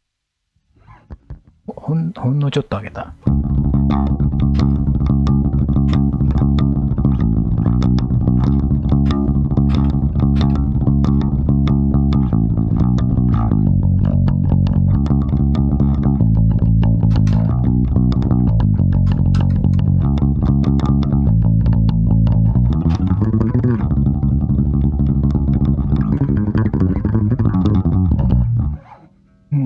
なんでしょう？何の曲でしょう？あとなんだっけな。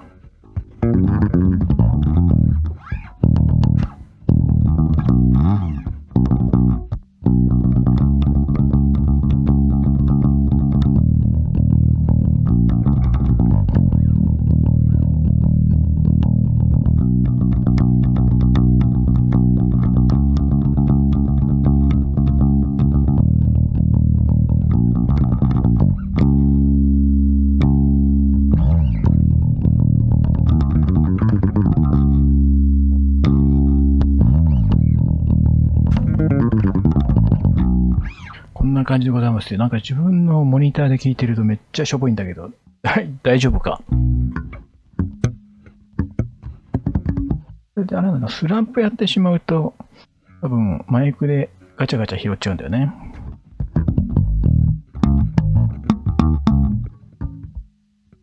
あら？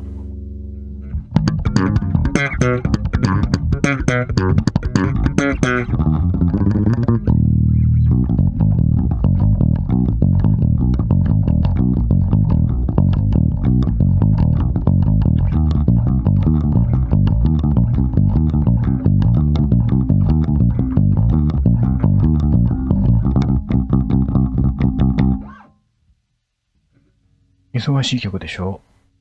ね、鬼畜な人が考えたんですよ。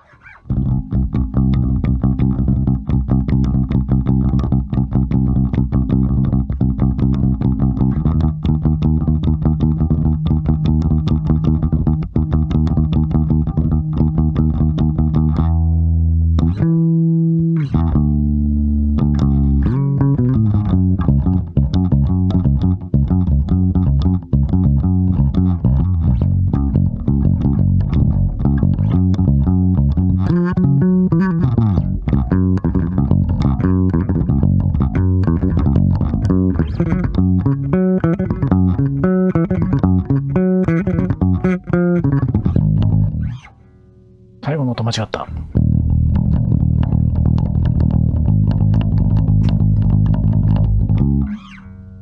難しい曲がバカなんですよ。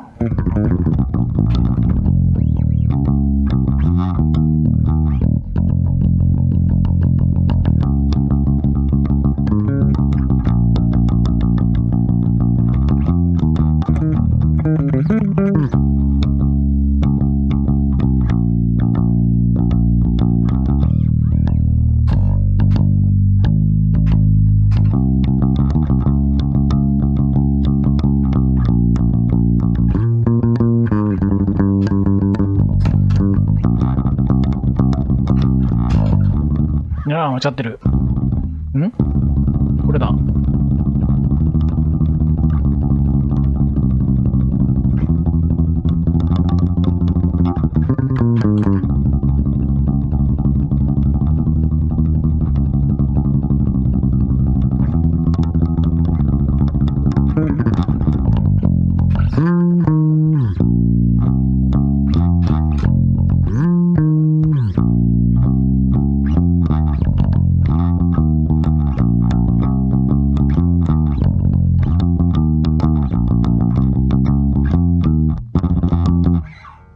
っからめんどくさいからやらない。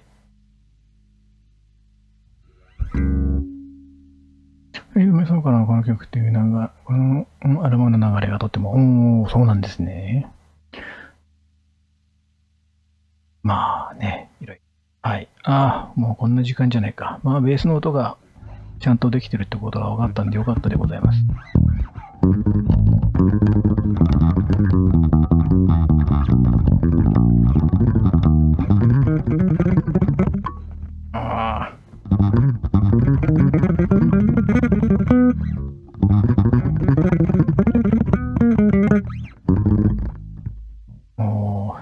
いきなりだと指が動かないね。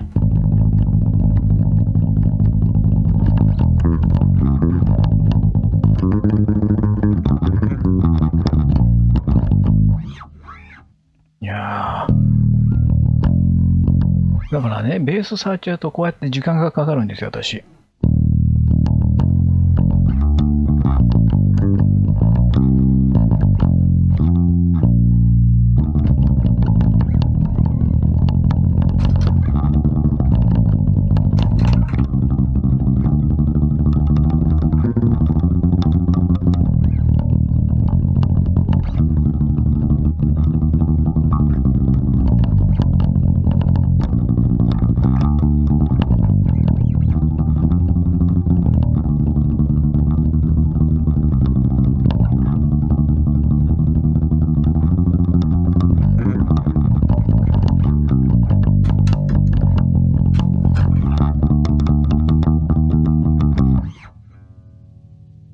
ついつい弾いちゃうね。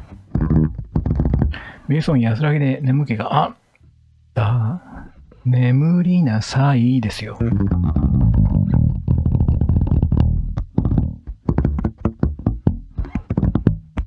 普段クリック音付きで練習してる、両方ですね。してる時もあるし、しない時もあります。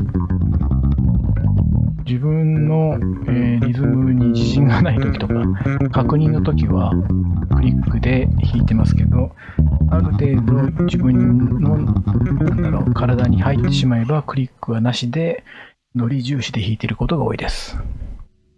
I believe 演奏してたっぽいような正解。なんだっけ、何弾いてたっけ。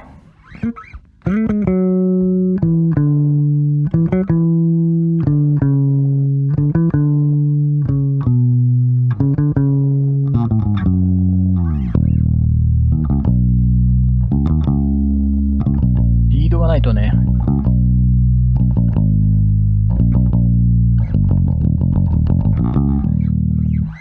リードがないとね、ダメだね。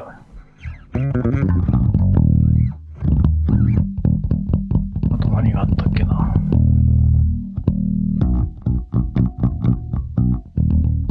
さっきやったのが、テンプテーションやったもんね。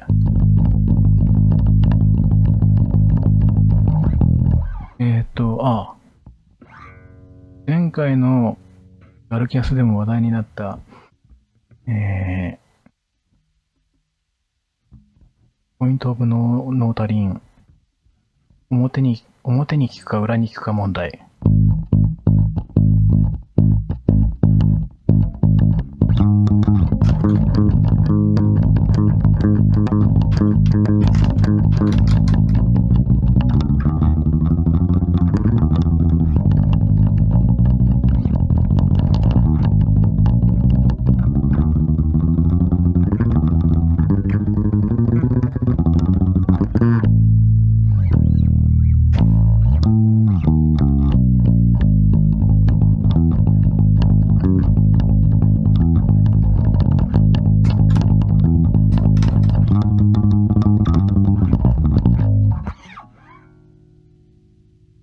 表と裏、どちらでも好きに弾いてって感じだよね。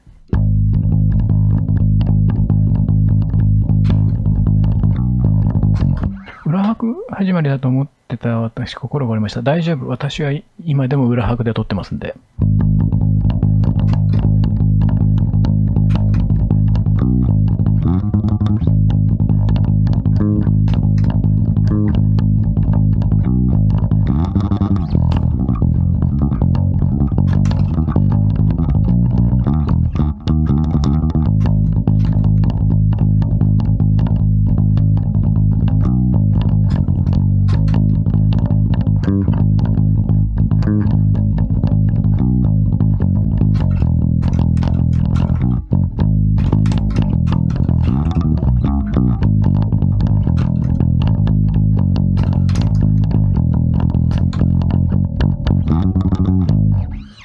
なんだ。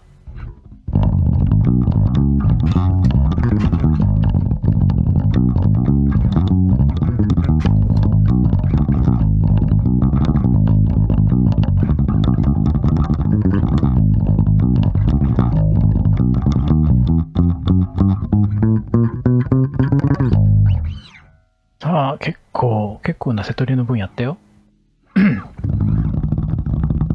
他なんかあったっけ？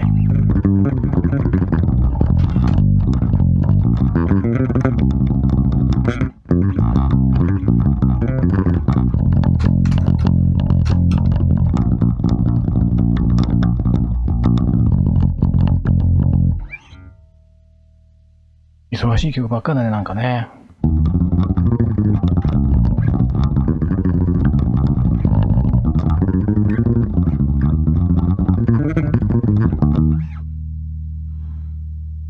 あとなんだ。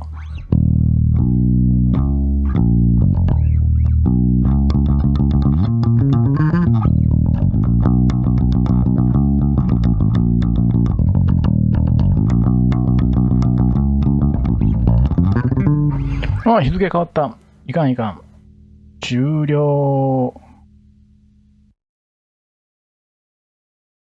思い出させてくれてありがとう。じゃあ終了。もう日付変わっちゃって。魔法が解けちゃうよ。かぼちゃの馬車が。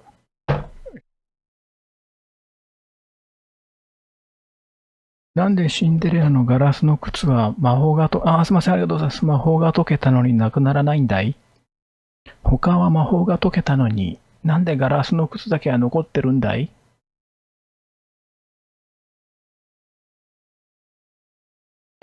結局あれは、王子を釣るための魔法だったってことだよね。したたかな女め。すいません、ありがとうございます。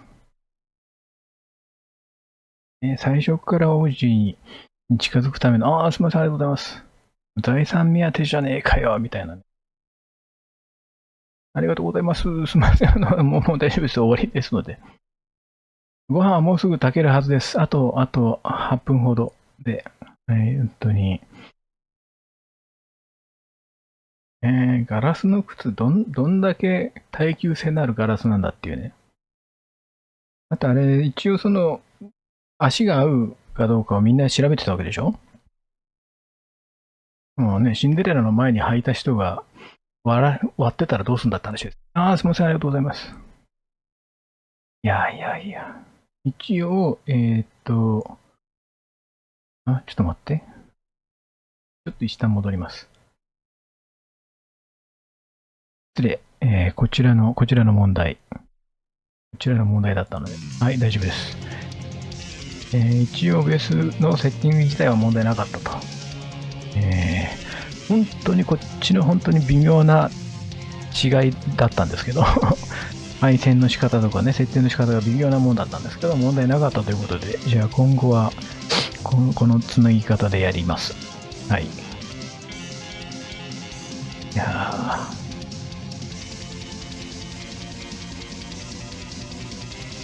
そもそもあれだよね、翌日だっけ、王子がガラスの靴を持って探しに来たの。寝不足とかでシンデレラが、ね、もう舞踏会で踊ってるわけでしょ。翌日足がむくんでて入らなかったらどうすんだって話ですよね。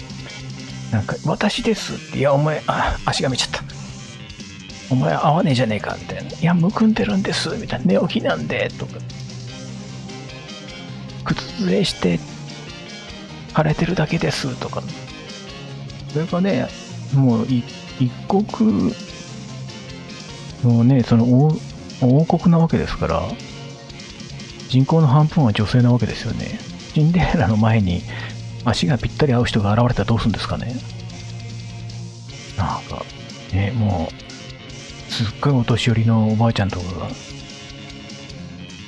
が、普段歩いてないから足がほっそりしてて、ポッと入っちゃったらおじいさんはそれでも結婚したんでしょうか。はい、そんな感じで、12時を、シンデレラの話になったのは12時を過ぎてからです。魔法が解けたからです。今日はご飯は多分、差し入れでいただいたレトルトのカレーを食べたいと思います。はい。なぜなら、作る気がないからです。もう、突っ込み出したらキリがなさそうです。本当そうですね。私特にね、ああいう、なんだろう。まあね、ディズニーが題材に、映画のアニメとか題材にするような、ああいうおとぎ話っていうのは、特に、なんでしょうね。海外もののおとぎ話っていうのは大嫌いなので。はい。なので、突っ込み出したら、止まらないです。なんでもそうですけど。ひねくれ者なのでね。小さい頃からそういうの嫌いなんですよ。まあ、完全懲悪の世界が嫌いだっていうのもありますけど、おとぎ話はね。すいません、ありがとうございます。なんか恐竜いっぱい。もう終わりなんで大丈夫です。はい。誕生日なのでおめでとうと。猫魔人さん、誕生日おめでとうございます。さあ、皆さんも、猫魔人さんにおめでとうのコメントをどうぞ。あれ今日それともこの日付が変わって今日ってこと？おめでとうございます。良き一日をお過ごしください。昔話、日本昔話は好きでしたけど、でも、基本、悪者がやっつけられるので、私は悪者擁護派でした。あと理不尽な話が多かったから、その理不尽な話は嫌いでした。そんな感じでございました。ではではもう、次回のですね、キャスネリはいつになるかわかんないですけども、なるべく2回やりたいなとは思ってますが、1回になりそうだかな、ネタもないし。まあいろいろ、お試しの方で、ゲリラ的に何かやるかもしれないです。というのも、週明けに、また一つ機材が届くんですけれども、それのちょっと試したいなっていうのもあるので、ただ、試せるレベルになるかどうかわかんないけどね。まあ、できなかったら、ラジオかなんかで愚痴ります。はい。ただ、来月も一応目標としてはキャスネリ2回やりたいなと思ってますので、ネタはないですが、またお付き合いいただければと思います。はい。今度何に使う機材が、新しいウェブカメラが届きます。ウェブカメラをちょっと新調したいと思って、持ち運びに便利なものを買いました。それがうまくいくかどうかつなげてみなければわからないので、すいません、ありがとうございます。そんな、自分の誕生日祝いでそんな自分に使ってくださいよ。はい。では、またね、本当に、すいません、ありがとうございます。なんかもう、同説73人ってこんな何もない配信にすいません、ありがとうございます。ゆっくり皆様も休んでください。で、あと、猫町さんの良い誕生日をお過ごしください。まだまだ暑い日続いております。体調管理気をつけて、残暑を乗り切りましょう。ではですね、はい、またお会いできる時まで。今日はちょっと本当バタバタしてすみませんでした。2分遅刻してしまったので、まあ言っても8分はやったわけだから、6分分ですね。2分引いて。すみません、ありがとうございます。本当もう終わりなんで大丈夫です。6分分は俺ちょっと、ドヤ顔してもいいってことですよね。6分はエキストラでやってあげたんだぞっていうね。はい、そんな感じでございます。もうそろそろご飯も炊き物なので、炊きたてのご飯を食べたいから終わります。ゆっくり休んでください、皆様。もう終わりなんで大丈夫ですよ。ありがとうございます。すみません。ではでは、ちょっと待って。はい、確認しないとね。では、おやすみなさいませ。